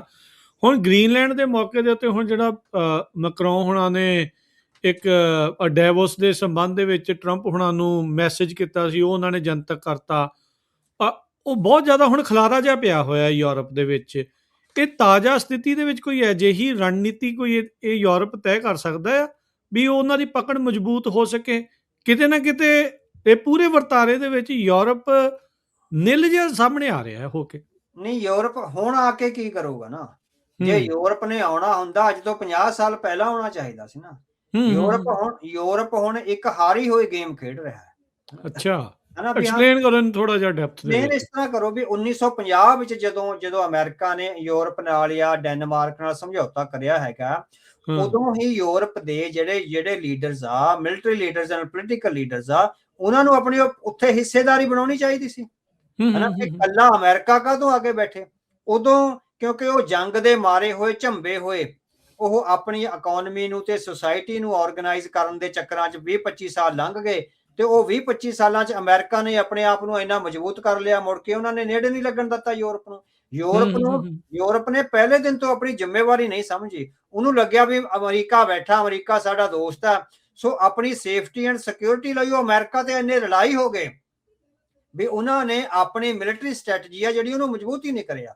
ਇਹੀ ਨਹੀਂ ਵੀ ਇੱਥੋਂ ਦੇ ਮਾਮਲੇ ਵਿੱਚ ਸਮੁੱਚੇ ਯੂਰਪ ਐਜ਼ ਏ ਕਲੈਕਟਿਵ ਐਂਟਾਈਟੀ ਆ ਜਿਹੜੀ, ਉਹ ਅਮਰੀਕਾ ਦੇ ਮੁਕਾਬਲੇ ਉਸ ਲੈਵਲ ਤੇ ਖੜਾ ਨਹੀਂ ਹੋ ਸਕਿਆ। ਅੱਜ ਜਿਹੜੀ ਪ੍ਰੈਜ਼ੈਂਸ ਦੀਆਂ ਗੱਲਾਂ ਕਰ ਰਹੇ ਆ, ਚਾਹੇ ਮੈਕਰੋਨ ਆ, ਚਾਹੇ ਕੀਅਰ ਸਟਾਰਮਰ ਆ, ਚਾਹੇ ਜਰਮਨ ਵਾਲੇ ਆ, ਜਾਂ ਈਵਨ ਡੈਨਮਾਰਕ ਨੇ ਵੀ ਆਪਣੀਆਂ ਫੌਜਾਂ ਭੇਜ ਦਿੱਤੀਆਂ ਨੇ। ਦੇ ਆਰ ਟੂ ਲੇਟ ਨਾਓ। ਉਹ ਬਹੁਤ ਲੇਟ ਹੋ ਗਏ ਹੋਏ ਆ। 10-10 12-12 ਦੇ ਫੌਜੀ ਗੱਲੇ ਆ। ਹਾਂਜੀ, ਉਹੀ ਗੱਲ ਹੈ ਨਾ ਵੀ ਦੇ ਆਰ ਟੂ। ਉਹ ਤਾਂ ਅਗਲਾ ਅਮਰੀਕਾ ਤਾਂ ਲੱਖਾਂ ਦੇ ਤੌਰ ਤੇ ਫੌਜੀ ਆ ਜਿਹੜੇ ਭੇਜ ਦਿੰਦਾ ਹੈਗਾ। ਸੋ ਉਹਦੇ ਇਕਵਿਪਮੈਂਟ, ਉਹਦੀ ਸਟ੍ਰੈਟਜੀ, ਜਿਹੜਾ ਹੁਣ ਇੱਥੇ ਤੁਸੀਂ ਦੇਖੋ ਵੀ ਉਹਨਾਂ ਨੇ ਜਿਹੜਾ ਥਿਊਲ 에ਅਰ ਬੇਸ ਹੈਗਾ, ਜਿਹਨੂੰ ਹਿਊਲ 에ਅਰ ਬੇਸ ਵੀ ਕਹਿੰਦੇ ਆ, ਤੇ ਪਿਟਸਬਰਗ ਸਪੇਸ ਬੇਸ ਹੈ, ਇਹਨਾਂ ਦੋਹਾਂ ਦੇ ਸਪੇਸ ਬੇਸਿਸ ਤੇ ਉਹਨੇ ਅਰਲੀ ਵਾਰਨਿੰਗ ਅਬਾਊਟ ਮਿਜ਼ਾਈਲਸ ਉਹ ਲਾਏ ਹੋਏ ਆ। ਬੰਬ ਅਟੈਕ ਦੇ ਜਿਹੜੀ ਵਾਰਨਿੰਗ ਦਿੰਦੇ ਆ ਉਹ ਹੋ ਸਕਦੇ ਆ। ਉਹਦੇ ਫਿਰ ਟੈਕਨੋਲੋਜੀਕਲ ਸਪੋਰਟ ਸਿਸਟਮ ਲਾਏ ਹੋਏ ਆ, ਹੈ ਨਾ। ਸਪੇਸ ਦੀ ਸਰਵੇਲੈਂਸ ਦਾ ਜਿਹੜਾ ਸਿਸਟਮ ਆ ਉਹ ਲਾਇਆ ਹੋਇਆ, ਡਿਟੈਕਟਰ ਲਾਇਆ ਹੋਇਆ, ਮਿਲਟਰੀ ਕਮਿਊਨੀਕੇਸ਼ਨ ਦੀ ਸੇਫਟੀ ਦੇ ਡਿਟੈਕਟਰ ਲਾਏ ਹੋਏ ਨੇ। ਸੋ ਕਿੰਨਾ ਕੁਛ ਆ ਅਮਰੀਕਾ ਹੁਣ ਤੱਕ ਸਥਾਪਿਤ ਕਰ ਚੁੱਕਿਆ। ਉੱਥੇ ਇਨਵੈਸਟ ਬਹੁਤ ਕੀਤਾ, ਉੱਥੇ ਬਹੁਤ ਜ਼ਿਆਦਾ ਇਨਵੈਸਟਮੈਂਟਾਂ ਕਰੀ ਹੋਈ ਆ। ਸੋ ਹਰ ਕਿਸਮ ਦੀ ਡਿਟੈਕਸ਼ਨ ਲਈ, ਚਾਹੇ ਉਹ ਜਿਹੜੀ ਹੈਗੀ ਆ ਡਿਜੀਟਲ ਜਾਂ ਟੈਲੀਗ੍ਰਾਫਿਕ ਡਿਟੈਕਸ਼ਨ ਆ, ਚਾਹੇ ਚਾਹੇ ਮਿਜ਼ਾਈਲਾਂ ਦੀ ਡਿਟੈਕਸ਼ਨ ਆ, ਬੰਬਰ ਦੀ ਡਿਟੈਕਸ਼ਨ ਆ, ਸਬਮਰੀਨਸ ਦੀ ਡਿਟੈਕਸ਼ਨ ਹੈਗੀ ਆ, ਜਾਂ ਜਿਹੜੀਆਂ ਵਾਇਰਸ ਜਾਂਦੀਆਂ ਨੇ, ਜਿਹੜੀਆਂ ਗੱਲਾਂ ਬਾਤਾਂ ਦਾ, ਜਾਣੀ ਇੰਨਾ ਕੁਛ ਜਿਹੜਾ ਉਹ ਯੂਰਪ ਆ ਉਹ ਪਿਛਲੇ 30 35 40 ਸਾਲਾਂ ਤੋਂ ਅਵੇਸਲਾ ਬੈਠਾ ਰਿਹਾ। ਅੱਜ ਉਹ ਆ ਕੇ ਦਾਵਾ ਕਰ ਰਿਹਾ, ਹਾਲਾਂਕਿ ਟੈਕਨੀਕਲੀ ਯੂਰਪ ਦਾ ਹੀ ਹਿੱਸਾ ਹੈ ਉਹ, ਹਨਾ, ਯੂਰਪ ਦਾ ਦਾਵਾ ਬਣਦਾ ਹੈ, ਪਰ ਯੂਰਪ ਨੇ ਉਦੋਂ ਆਪਣਾ ਦਾਵਾ ਬਿਲਕੁਲ ਵੀ ਨਹੀਂ ਚਿਤਾਰਿਆ ਜਦੋਂ ਉੱਥੇ ਉਹ ਖਾਲੀ ਪਿਆ ਸੀ। ਤੇ ਅਮਰੀਕਾ ਨੇ ਆ ਕੇ, ਜੇ ਅਮਰੀਕਾ ਹੁਣ ਫਰਜ਼ ਕਰੋ 1950 ਚ ਨਾ ਆਉਂਦਾ, ਤੇ ਹੋ ਸਕਦਾ ਰਸ਼ੀਆ ਹੀ 1955 ਤੱਕ ਯੂਰਪ ਨੂੰ ਦੱਬ ਲੈਂਦਾ। ਸਹੀ ਗੱਲ ਹੈ। ਇਹ ਵੀ ਤਾਂ ਪੋਸੀਬਿਲਿਟੀ ਹੈ। ਅਮਰੀਕਾ ਦੀ ਉੱਥੇ ਪ੍ਰੈਜ਼ੈਂਸ ਕਰਕੇ ਹੀ ਯੂਰਪ ਬਚਿਆ ਹੋਇਆ। ਹਾਂ, ਹੁਣ ਇਹ ਹੈਗਾ ਵੀ ਉਹਨਾਂ ਨੂੰ ਆਪਣੀ ਗਲਤੀ ਸੁਧਾਰਨੀ ਚਾਹੀਦੀ ਆ, ਮਿਲੀਟੈਰੀਲੀ ਉਹਨਾਂ ਨੂੰ ਸਟਰੋਂਗ ਹੋਣਾ ਪੈਣਾ। ਜਿਹੜਾ ਉਹ ਆਪਦੀ ਸਿਰਫ ਇਕਨੋਮੀ ਦੇ ਦੁਆਲੇ, ਜਿਸ ਤਰ੍ਹਾਂ ਗਲਫ ਕੰਟਰੀਜ਼ ਆ ਨਾ, ਵੀ ਉਹ ਆਪਣੀ ਇਕਨੋਮੀ ਦੇ ਦੁਆਲੇ ਘੁਰੇ ਹੋਏ ਨੇ, ਵੀ ਇਕਨੋਮੀ ਤੱਕ ਸੀਮਿਤ ਰਹੋ, ਕੋਈ ਜੰਗ ਨਾ ਲੜੋ। ਆ ਯੂਕਰੇਨ ਦੀ ਜੰਗ ਨੇ ਯੂਰਪ ਦੀ ਕਮਜ਼ੋਰੀ ਨੂੰ ਜਿਹੜਾ ਹੈਗਾ ਸਾਹਮਣੇ ਲਿਆ ਦਿੱਤਾ ਹੋਇਆ। ਜੇ ਅਮਰੀਕਾ ਉੱਤੇ ਪ੍ਰੈਜ਼ੈਂਟ ਨਾ ਹੁੰਦਾ ਯੂਕਰੇਨ ਦੀ ਜੰਗ 'ਚ, ਤੇ ਯੂਰਪ ਤਾਂ ਅਗਲਿਆਂ ਨੇ ਉਹਨਾਂ ਨੇ ਲੈ ਲੈਣਾ ਸੀਗਾ, ਰਸ਼ੀਆ ਨੇ ਬਹੁਤ ਜਲਦੀ ਲੈ ਲੈਣਾ। ਯੂਕੇ ਤੱਕ ਕਬਜ਼ਾ ਹੀ ਸੀਗਾ ਸਮਝੋ ਫਿਰ ਰਸ਼ੀਆ ਦਾ ਕਬਜ਼ਾ ਸੀ। ਸੋ ਯੂਰਪ ਹੈਗਾ, it is to late for them, ਹਨਾ, ਤੋਂ ਆਪਣਾ ਦਾਵਾ ਪੇਸ਼ ਕਰਨ ਲਈ। ਪਰ ਹੁਣ ਵੀ ਉਹਨਾਂ ਨੂੰ ਕਨਫਰੰਟ੍ਰੇਸ਼ਨ 'ਚ ਨਹੀਂ ਆਉਣਾ ਚਾਹੀਦਾ, ਕਿਸੇ ਨਾ ਕਿਸੇ ਤਰ੍ਹਾਂ ਇੱਕ ਛੋਟੇ ਅਲਾਈ ਦੇ ਤੌਰ ਤੇ ਡੋਨਲਡ ਟਰੰਪ ਨਾਲ, ਤੇ ਡੋਨਲਡ ਟਰੰਪ ਨੂੰ ਵੀ ਜਿਹੜਾ ਕਨਫਰੰਟ੍ਰੇਸ਼ਨ 'ਚ ਨਹੀਂ ਆਉਣਾ ਚਾਹੀਦਾ। ਉਹਨਾਂ ਨੂੰ ਵੀ ਹੈਗਾ ਜਿਹੜੀ ਇੱਕ ਤਰ੍ਹਾਂ ਨਾਲ ਗੱਲਬਾਤ ਰਾਹੀਂ ਦੋਹਾਂ ਦੀ, ਨੈਟੋ ਦੀ ਸਾਂਝੀ ਤੇ ਅਮਰੀਕਾ ਦੀ ਸਾਂਝ ਨਾਲ ਹੀ ਅੱਗੇ ਵਧਿਆ ਜਾ ਸਕਦਾ। ਕੀ ਠੰਡਿਆ ਕਰ ਲੈਣਗੇ ਟਰੰਪ ਨੂੰ? ਹੈ ਇਹਨਾਂ ਦੇ ਕੋਲ ਇਸ ਟਾਈਮ ਦਮਖਮ ਵੀ ਯੂਰਪ ਦੇ ਲੀਡਰ ਟਰੰਪ ਦੇ ਨਾਲ ਬਣਾ ਸਕਣਗੇ? ਹਾਂਜੀ, ਨਹੀਂ, ਜਿਹੜੇ ਆਫੀਸਰਸ ਹੁੰਦੇ ਆ, ਜਾਂ ਜਿਹੜੀ ਬਿਹਾਈਂਡ ਦੀ ਸੀਨ ਡਿਪਲੋਮੇਸੀ ਆ, ਉਹਦੇ ਵਿੱਚ ਤਾਂ ਪ੍ਰੈਜ਼ੈਂਸ ਆ ਜਿਹੜੀ ਹੁੰਦੀ ਆ। ਇਹ ਤੁਸੀਂ ਦੇਖੋ ਵੀ ਜਿਹੜਾ ਇੰਡੀਆ ਹੈਗਾ ਉਹ ਕਿਤੇ ਨਾ ਕਿਤੇ ਰਿਲੇਸ਼ਨ ਤਾਂ ਬਣਾ ਹੀ ਬੈਠਾ ਨਾ, ਹਨਾ। ਇੰਡੀਆ ਦਾ ਹੁਣ ਤੁਸੀਂ ਦੇਖੋ, ਇੰਡੀਆ ਦਾ ਜਿਹੜੇ H1B ਵੀਜ਼ੇ, ਇੱਕ ਤਾਂ $1 ਲੱਖ ਫੀਸ ਕਰ ਦਿੱਤੀ ਹੋਈ ਆ, ਤੇ ਹੈਗਾ ਵੀ ਉਹਨਾਂ ਨੇ 6 ਮਹੀਨੇ ਲਈ ਜਿਹੜੀਆਂ ਅਪੁਆਇੰਟਮੈਂਟਾਂ ਅੱਗੇ ਪਾਤੀਆਂ ਨੇ, 1.5 ਸਾਲ ਤੱਕ ਹੋ ਗਈਆਂ ਕਈਆਂ ਦੀਆਂ। ਤੁਹਾਡੀਆਂ ਜਿਹੜੇ ਸੋਸ਼ਲ ਮੀਡੀਆ ਅਕਾਊਂਟ ਆ ਦੇਖਣੇ, $1 ਲੱਖ ਦੀ ਫੀਸ ਦੇ ਬਾਵਜੂਦ ਵੀ ਇੰਡੀਆ ਗਵਰਨਮੈਂਟ ਲੌਬੀ ਕਰ ਰਹੀ ਆ, ਬਹੁਤ ਸਖਤ ਲੌਬੀ ਅਮਰੀਕਾ 'ਚ ਕਰ ਰਹੀ ਆ, ਵੀ ਤੁਸੀਂ ਦਮ ਅਪੁਆਇੰਟਮੈਂਟਾਂ ਦਿਓ ਤਾਂ ਕਿ ਸਾਡੇ ਬੰਦੇ ਅਮਰੀਕਾ ਆਉਣ। ਠੀਕ ਹੈ ਨਾ, ਵੀ ਇਟ ਮੀਨਸ ਜੇ ਇੰਡੀਆ ਦੇ ਚੈਨਲ ਖੁੱਲੇ ਆ, ਇੰਨੀ ਜ਼ਿਆਦਾ ਕਨਫਰੰਟ੍ਰੇਸ਼ਨ ਦੇ ਬਾਵਜੂਦ ਵੀ ਇੰਨੀ ਜ਼ਿਆਦਾ ਹਾਇਰ ਲੌਬੀ ਇੰਡੀਆ ਕਰ ਰਿਹਾ ਹੈ H1B2 ਵੀਜ਼ਿਆਂ ਲਈ, ਤੇ ਫਿਰ ਯੂਰਪ ਦੇ ਤਾਂ ਜਿਹੜੇ ਕੁਆਰਡੀਅਲ ਰਿਲੇਸ਼ਨਸ ਰਹੇ ਹੈਗੇ ਆ ਅਮਰੀਕਾ ਨਾਲ, ਸੋ ਇੰਡੀਆ ਦੇ ਮੁਕਾਬਲੇ ਤਾਂ ਯੂਰਪ ਬਹੁਤ ਨੇੜੇ ਦਾ ਅਲਾਈ ਹੈਗਾ ਜਿਹੜਾ ਅਮਰੀਕਾ ਦਾ। ਸੋ ਇਹ ਕਰ ਲੈਣਗੇ, ਪਰ ਥੋੜੇ ਦੇਰ ਦਾ ਜਿਹੜੇ ਡੋਨਲਡ ਟਰੰਪ ਆਪਣਾ ਦਾਵਾ ਜਿਹੜਾ ਹੁਣ ਵੱਡਾ ਕਰਕੇ ਇੱਕ ਵੱਡੇ ਜਿਹੜੇ ਪਾਰਟਨਰ ਦੇ ਤੌਰ ਤੇ ਆਪਣਾ ਦਾਵਾ ਰੱਖਣਗੇ। ਯੂਰਪ ਸੈਕੰਡਰੀ ਪਾਰਟਨਰ ਦੇ ਤੌਰ ਤੇ ਆਏਗਾ, ਪ੍ਰਾਇਮਰੀ ਮੇਰਾ ਖਿਆਲ ਨਹੀਂ ਬਣ ਸਕਦਾ, ਕਿਉਂਕਿ ਉਹਨਾਂ ਕੋਲ ਇੰਨੀ ਮਿਲਟਰੀ ਇਕਵਿਪਮੈਂਟ ਤੇ ਫੌਜੀ ਹੀ ਹੈ ਨਹੀਂ ਜਿਹੜੇ ਰਸ਼ੀਆ ਤੋਂ ਹੋ ਰਹੇ ਅਟੈਕ ਦਾ ਮੁਕਾਬਲਾ ਕਰ ਸਕਣ। ਵੱਡੇ ਭਰਾ ਛੋਟੇ ਭਰਾ ਵਾਲੀ ਜਿਹੜੀ ਉਹ ਗੱਲ ਬਣ ਗਈ ਆ ਵੀ ਇਹਦਾ ਦਮਖਮ ਜ਼ਿਆਦਾ ਆ, ਤਾਂ ਚੱਲਣੀ ਤਾਂ ਫਿਰ ਘਰ ਦੇ ਵਿੱਚ ਹੁਣ ਇੱਕ ਦੀ ਹੀ ਹੁੰਦੀ ਆ। ਉਹ ਵੱਡੇ ਭਰਾ ਦੀ ਚੱਲਣੀ ਆ, ਇਹਨਾਂ ਨੂੰ ਤਾਂ ਨਾਲ ਅਲਾਈ ਬਣ ਕੇ ਚੱਲਣਾ ਪਏਗਾ, ਕਨਫਰੰਟ੍ਰੇਸ਼ਨ 'ਚ ਨਹੀਂ ਆਉਣਾ ਚਾਹੀਦਾ। ਇਹ ਆ ਵੀ ਚੱਲ ਵਿਆਹ ਤੇ ਚੱਲ ਨਾਲ ਚੱਲ ਇਹ ਗੱਲ ਹੋਈ ਪਈ ਆ ਵੀ ਚੱਲ ਕੋਈ ਨਹੀਂ, ਯੂਰਪ ਨੂੰ ਨਾਲ ਲੈ ਕੇ ਜਿਹੜਾ ਵਿਆਹ ਵੀ ਦਿਖਾ ਲਾਂਗੇ। ਅੱਛਾ, ਟੱਕਰ ਕਾਰਲਸਨ ਜਿਹੜਾ ਇੱਥੇ ਦਾ ਇੱਕ ਕੰਜ਼ਰਵੇਟਿਵ ਟਾਕ ਸ਼ੋ ਹੋਸਟ ਆ, ਉਹਨੇ ਰੀਸੈਂਟਲੀ ਇੱਕ ਇੰਟਰਵਿਊ ਕੀਤੀ ਆ ਰਸ਼ੀਆ ਦੇ ਸਰਗੇਈ ਕਾਰਗਨੋਵ ਦੇ ਨਾਲ, ਜੋ ਕਿ ਪੋਲੀਟੀਕਲ ਐਡਵਾਈਜ਼ਰ ਆ ਵਲਾਦੀਮਿਰ ਪੁਤਿਨ ਦਾ। ਉਹਨੇ ਕਲੀਅਰਲੀ ਜਿਹੜਾ ਉਸ ਇੰਟਰਵਿਊ ਦੇ ਵਿੱਚ ਕਿਹਾ ਆ, ਕਹਿੰਦੇ ਵੀ ਇਹਦੇ ਬਾਰੇ ਇਸ ਟਾਈਮ ਕਹਿੰਦਾ ਗੱਲ ਕੋਈ ਨਹੀਂ ਕਰ ਰਿਹਾ, ਕਹਿੰਦੇ ਵੀ ਰਸ਼ੀਆ ਨੇ ਜਿਹੜਾ ਹੁਣ ਰੀਸੈਂਟਲੀ ਜਿਹੜਾ ICBM ਚਲਾ ਕੇ ਦੇਖਿਆ ਨਾ ਉੱਥੇ ਕੀਵ ਦੇ ਵਿੱਚ ਜਿਹੜੀਆਂ ਚਲਾਈਆਂ ਸੀਗੀਆਂ ਮਿਜ਼ਾਈਲਸ, ਕਹਿੰਦਾ ਵੀ ਉਹ ਇੱਕ ਪ੍ਰੀਕਰਸਰ ਆ, ਵੀ ਇਹ ਨਿਊਕਲੀਅਰ ਵੈਪਨ ਯੂਰਪ ਦੇ ਅਗੇਂਸਟ ਵਰਤਣ ਦੇ ਲਈ ਉਹ ਸੋਚ ਰਹੇ ਆ। ਉਹਨਾਂ ਨੇ ਆਪਣੀ ਜਿਹੜੀ ਇੱਕ ਟ੍ਰੀਟੀ ਸੀ ਆਪਣੇ ਅੰਦਰ, ਜਿਹੜਾ ਇੱਕ ਵੀ ਨਿਊਕਲੀਅਰ ਵੈਪਨ ਕਦੋਂ ਵਰਤੇ ਜਾ ਸਕਦੇ ਆ, ਰਸ਼ੀਆ ਨੇ ਉਹ ਚੇਂਜ ਕਰਤਾ ਆ ਅੰਦਰ ਖਾਤੇ, ਜਿਹੜਾ ਉਹ ਰੂਲ ਆਪਣਾ ਚੇਂਜ ਕਰ ਲਿਆ, ਉਹ ਕਦੋਂ ਵੀ ਕਹਿੰਦੇ ਵੀ ਉਹ ਯੂਜ਼ ਕਰ ਸਕਦੇ। 30 ਸਾਲਾਂ ਤੋਂ ਐਡਵਾਈਜ਼ਰ ਨੇ ਇਹ ਜਿਹੜਾ ਸਰਗੇਈ ਕਾਰਗਨੋਵ, ਜਿਸ ਨੇ ਟੱਕਰ ਕਾਰਲਸਨ ਦੇ ਨਾਲ ਇੰਟਰਵਿਊ 'ਚ ਕਿਹਾ ਵੀ UK ਤੇ ਜਰਮਨੀ ਦੇ ਉਲਟ ਉਹ ਨਿਊਕਲੀਅਰ ਮਿਜ਼ਾਈਲ ਚਲਾਉਣ ਦੇ ਲਈ ਉਹ ਰੈਡੀ ਆ, ਆਉਂਦੇ 1-2 ਸਾਲ ਦੇ ਵਿੱਚ ਉਹ ਚਲਾ ਸਕਦੇ ਆ ਜੇ ਉਹਨਾਂ ਨੂੰ ਲੱਗਦਾ ਹੋਇਆ ਵੀ ਕੁਛ ਵੀ ਇੱਦਾਂ ਦਾ ਜਿਹੜਾ ਵਾਪਰਿਆ। So that's a huge thing. Europe ਇੱਕ ਪਾਸੇ ਜਿੱਦਾਂ ਤੁਸੀਂ ਦੱਸ ਰਹੇ ਹੋ ਵੀ ਸਿਕਿਉਰਿਟੀ ਦੇ ਪੱਖ ਤੋਂ ਉਹਨਾਂ ਦੇ ਕੋਲ ਆਪ ਕੁਛ ਨਹੀਂ, ਮਿਲੀਟਰਲੀ ਕਮਜ਼ੋਰ ਨੇ, ਅਮਰੀਕਾ ਦੇ ਉੱਤੇ ਨਜ਼ਰ ਆ, ਤੇ ਟਰੰਪ ਹੁਣੀ ਵੀ ਫਿਰ ਦੁਖਦੀ ਰਗ ਦਾ ਜਿਹੜਾ ਉਹ ਪੂਰਾ ਫਾਇਦਾ ਚੱਕ ਰਹੇ, ਬਾਂਹ ਹਾਂਜੀ, ਮਰੋੜ ਰਹੇ ਹਾਂਜੀ, ਆ। ਹਾਂਜੀ, ਬਿਲਕੁਲ, ਬਿਲਕੁਲ ਉਹ ਰਗ ਦਾ ਫਾਇਦਾ ਚੱਕ ਰਹੇ ਹੈਗੇ ਆ, ਪਰ ਇਹ ਰਸ਼ੀਆ ਦਾ ਬਿਲਕੁਲ ਤੁਸੀਂ ਕਿਹਾ ਵੀ ਸਹੀ ਹੋ ਸਕਦਾ, ਉਹ ਕਦੇ ਵੀ ਕੁਝ ਵੀ ਕਰ ਸਕਦੇ ਹੈਗੇ ਆ। ਜਿਸ ਅਗਰੈਸਿਵਨੈਸ ਨਾਲ ਉਹ ਲੜ ਰਹੇ ਆ ਪਿਛਲੇ 3-4 ਸਾਲਾਂ ਤੋਂ ਯੂਕਰੇਨ ਵਿੱਚ, ਸੋ ਉਹ ਬੜੇ ਅਗਰੈਸਿਵਲੀ ਆ ਜਿਹੜੇ ਅੱਗੇ ਵੱਧ ਸਕਦੇ ਹੈਗੇ। ਸੋ ਜਿਹੜੇ ਮੇਨ ਯੂਰਪੀਅਨ ਕੰਟਰੀਜ਼ ਆ ਉਹਨਾਂ ਦੇ ਟਾਰਗੇਟ ਤੇ ਆ ਸਕਦੇ ਆ। ਸੋ ਇਹਦੀ ਸੰਭਾਵਨਾ ਨੂੰ ਹੁਣ ਆਪਾਂ ਇਹ ਨਹੀਂ ਕਹਿ ਸਕਦੇ ਵੀ ਨਹੀਂ ਹੋਊਗਾ, ਨਕਾਰਿਆ ਨਹੀਂ ਜਾ ਸਕਦਾ, ਕੁਝ ਵੀ ਹੋ ਸਕਦਾ, ਹੋਵੇ ਨਾ ਹੋਵੇ ਵੱਖਰੀ ਗੱਲ ਆ, ਪਰ ਸੰਭਾਵਨਾ ਜਿਹੜੀਆਂ ਹੈਗੀਆਂ ਪੂਰੀਆਂ। ਜਿਹੜਾ ਉਹਨਾਂ ਨੇ ਨਵੀਂ ਮਿਜ਼ਾਈਲ ਟੈਸਟ ਕਰੀ ਔਰ ਜਿਹਦਾ ਪ੍ਰੋਟੈਸਟ ਵੀ ਹੋਇਆ, ਵਰਲਡ ਵਾਈਡ ਪ੍ਰੋਟੈਸਟ ਆ ਜਿਹੜਾ ਹੋਇਆ ਹੈਗਾ, ਪਰ ਹੁਣ ਸੰਭਾਵਨਾਵਾਂ ਪੂਰੀਆਂ ਨੇ ਵੀ ਉਹ ਕਿਸੇ ਵੇਲੇ ਵੀ, ਚਾਹੇ 2 ਸਾਲ ਨੂੰ ਹੋਵੇ ਚਾਹੇ 5 ਸਾਲ ਨੂੰ ਹੋਵੇ, ਉਹ ਅਟੈਕ ਕਰਨ ਦੀ ਸਿਚੁਏਸ਼ਨ ਵਿੱਚ ਆ ਜਿਹੜੇ ਹੈਗੇ ਆ। ਸੋ ਉੱਥੇ ਵਲਨਰੇਬਲ ਹੈਗਾ, ਬੜਾ ਕਮਜ਼ੋਰ ਆ ਯੂਰਪ ਉਹਦੇ ਮੁਕਾਬਲੇ। ਉਹਦਾ 에ਅਰ ਡਿਫੈਂਸ ਸਿਸਟਮ, ਉਹ ਸਾਰਾ ਕੁਝ ਭੰਨ ਸਕਦੇ ਆ ਤੇ ਬਹੁਤ ਵੱਡਾ ਨੁਕਸਾਨ ਆ, ਜਾਨੀ ਮਾਲੀ ਨੁਕਸਾਨ ਹੋ ਸਕਦਾ ਹੈ। ਅੱਛਾ, ਆਪਾਂ ਨਾ ਫਿਰ ਗਲਫ ਵੱਲ ਦੀਆਂ ਗੱਲਾਂ, ਇਰਾਨ ਵਾਲੀ ਗੱਲ ਨੂੰ ਜਿਹੜਾ ਵੱਧਦੇ ਆ, ਇੱਕ ਗੱਲ ਮੈਂ ਇਸ ਦੇ ਵਿੱਚ ਹੋਰ ਪੁੱਛਦਾ, ਫਿਰ ਅੱਗੇ ਵੱਧਦੇ ਆਪਾਂ ਨਿਊ ਵਰਲਡ ਆਰਡਰ ਦੇ ਵਿੱਚ ਜੇ ਮਾੜੀ ਜੀ ਗੱਲ ਜਿਹੜੀ ਕੀਤੀ ਸੀ। ਦੁਨੀਆ ਦੇ ਵਿੱਚ ਅਕਸਰ ਕੋਈ ਨਾ ਕੋਈ ਵਰਲਡ ਆਰਡਰ ਚੱਲ ਰਿਹਾ ਹੁੰਦਾ। ਹੁਣ ਹਰ ਵਾਰੀ ਜਦੋਂ ਨਿਊ ਵਰਲਡ ਆਰਡਰ ਦੀ ਗੱਲ ਜਦੋਂ ਚੱਲਦੀ ਆ, ਉਦੋਂ ਇੰਨੀ ਤੜਥੱਲੀ, ਉਦੋਂ ਹਫੜਾ ਦਫੜੀ ਜਿਹੜੀ ਉਹ ਕਿਉਂ ਜਿਹੜੀ ਉਹ ਮਚ ਜਾਂਦੀ ਆ। ਅਕਸਰ ਕੋਈ ਨਾ ਕੋਈ ਆਰਡਰ ਤਾਂ ਚੱਲ ਹੀ ਰਿਹਾ ਆ ਜਿਹਦੇ ਅੰਡਰ ਜਿਹੜਾ ਉਹ ਹੈਗਾ ਆ ਕਿ ਥੋੜ੍ਹੇ ਜਿਹੇ ਤਬਦੀਲੀ ਦੇ ਨਾਲ ਲੋਕ ਇੰਨੇ ਕੁ ਜ਼ਿਆਦਾ ਅਵੇਸਲੇ ਕਹਿ ਸਕਦੇ ਵੀ, ਇੰਨੇ ਕੁ ਜ਼ਿਆਦਾ ਜਿੱਦਾਂ ਉਹਨਾਂ ਦੀ ਤੜਥੱਲੀ ਮਚ ਜਾਂਦੀ। ਇਹ ਨਵੇਂ ਵਰਲਡ ਆਰਡਰ ਦਾ ਹੁਣ ਮਤਲਬ ਕੀ ਹੋਊਗਾ ਜਿਹੜਾ ਆ ਰਿਹਾ, ਜਿਹੜਾ ਖਾਸ ਕਰਕੇ ਜਿਸ 'ਚ ਚੀਨ ਮੁੱਖ ਭੂਮਿਕਾ ਨਿਭਾਉਣ ਦੀ ਕੋਸ਼ਿਸ਼ ਕਰ ਰਿਹਾ? ਹਾਂਜੀ, ਹਾਂਜੀ, ਸੋ ਇਹ ਹੈਗਾ ਵੀ ਜਿਹੜਾ ਤੁਸੀਂ ਕਹਿੰਦੇ ਵੀ ਜਦੋਂ ਚੇਂਜ ਹੁੰਦੀ ਆ ਤਾਂ ਤਸੱਲੀ ਮਚ ਜਾਂਦੀ ਹੈਗੀ ਆ। ਜੇ ਤਾਂ ਚੇਂਜ ਹੋਵੇ ਲਾਏਬਲ ਆ, ਜਿਹੜੀਆਂ ਜਿਹਦੇ ਨਾਲ ਵਿਰੋਧ ਜਾਂ ਕਨਫਰੰਟ੍ਰੇਸ਼ਨ ਨਾ ਪੈਦਾ ਹੋਵੇ, ਤਾਂ ਉਹ ਬੜਾ ਸਮੂਥਲੀ ਅੱਗੇ ਵੱਧ ਜਾਂਦਾ ਹੈਗਾ ਸਾਰਾ ਸਿਸਟਮ।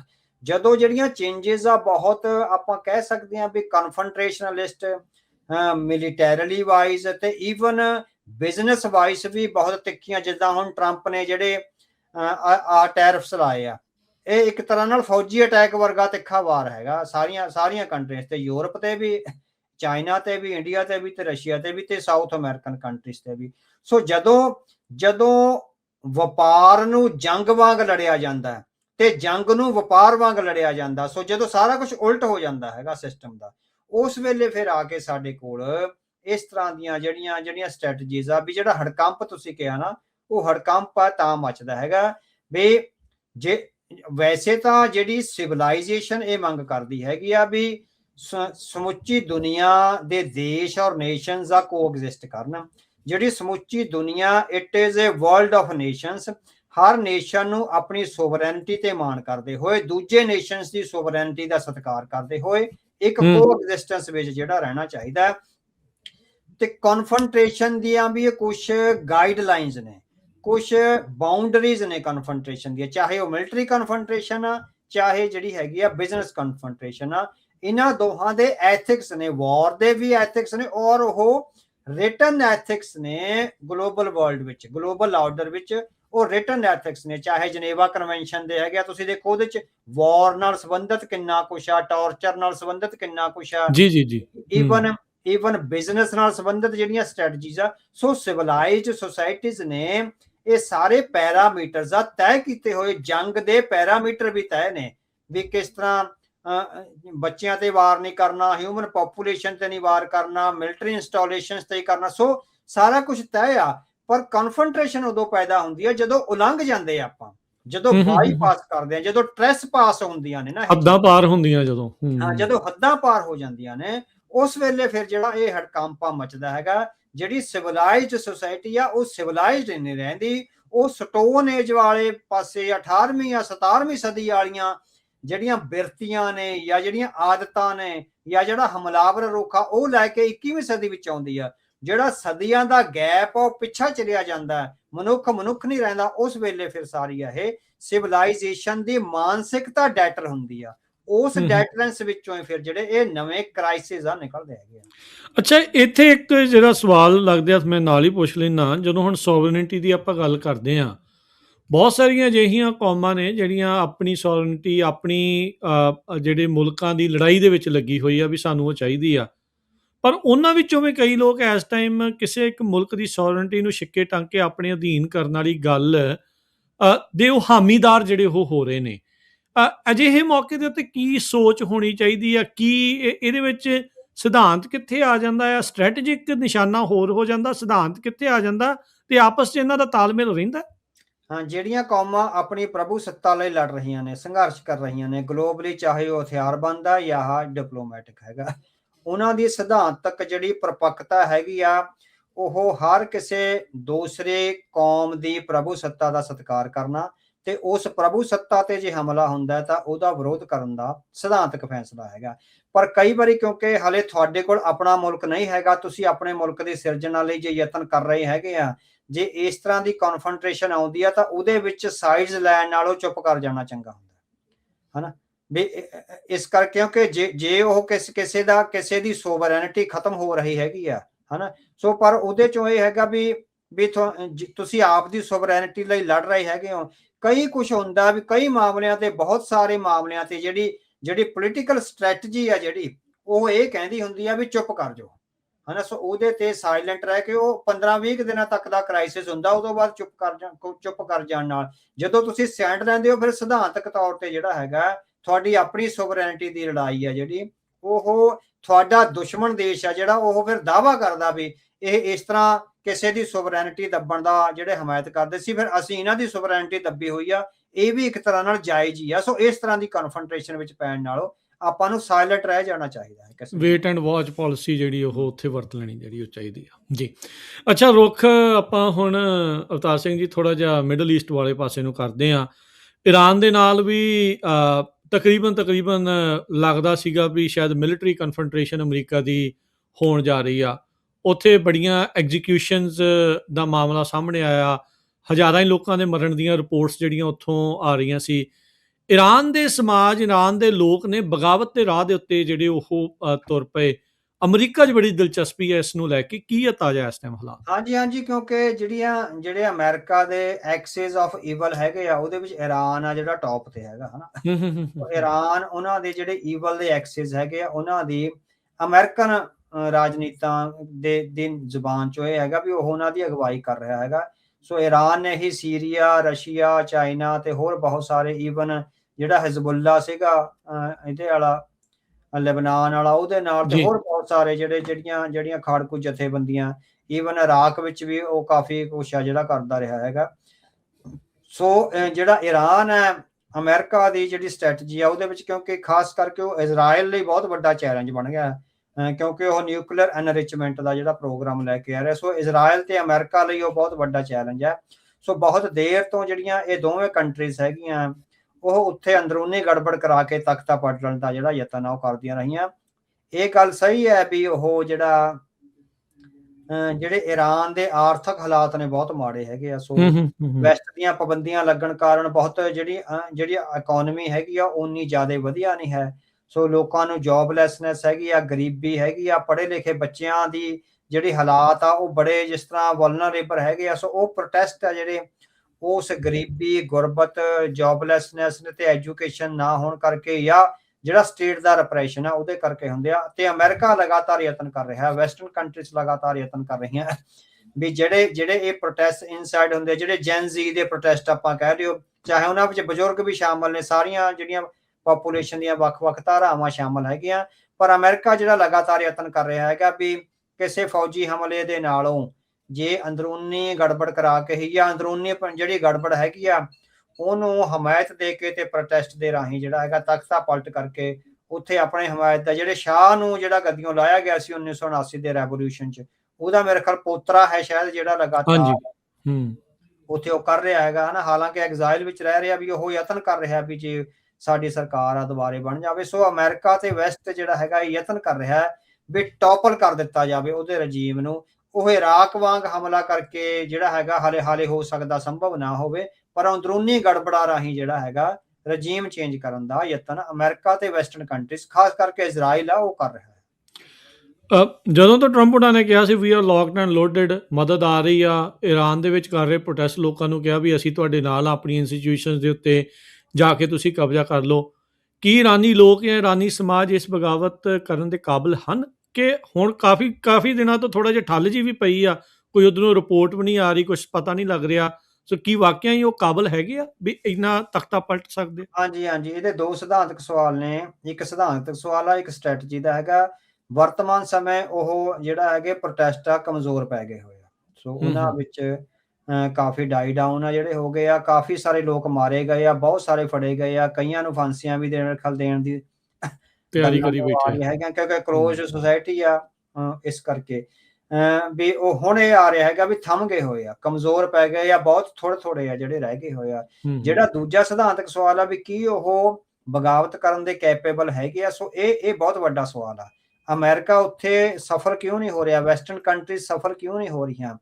ਜਿਹੜੀ ਈਰਾਨ ਦੀ ਸੋਸਾਇਟੀ, ਈਰਾਨ ਦੀ ਵਿਰੋਧੀ ਧਿਰ ਹੀ ਟੁਕੜਿਆਂ ਵਿੱਚ ਨਹੀਂ ਵੰਡੀ ਹੋਈ, ਈਰਾਨ ਦੀ ਸੋਸਾਇਟੀ ਵੀ ਟੁਕੜਿਆਂ ਵਿੱਚ ਵੰਡੀ ਹੋਈ ਆ। ਹੂੰ, ਹੂੰ, ਹੂੰ, ਹੂੰ। ਇਹ ਬਹੁਤ ਵੱਡਾ ਸਵਾਲ ਆ। ਈਰਾਨ ਦੀ ਜਿਹੜੀ ਸੋਸਾਇਟੀ ਜਿਹੜੀ ਆਪਣੇ ਰਜੀਮ ਨੂੰ ਗੱਦੀਓਂ ਲਾਹ ਕੇ ਨਵਾਂ ਰਜੀਮ ਲਿਆਉਣਾ ਚਾਹੁੰਦੀ ਆ, ਉਹ ਬਹੁਤ ਟੁਕੜਿਆਂ ਵਿੱਚ ਵੰਡੀ ਹੋਈ ਆ।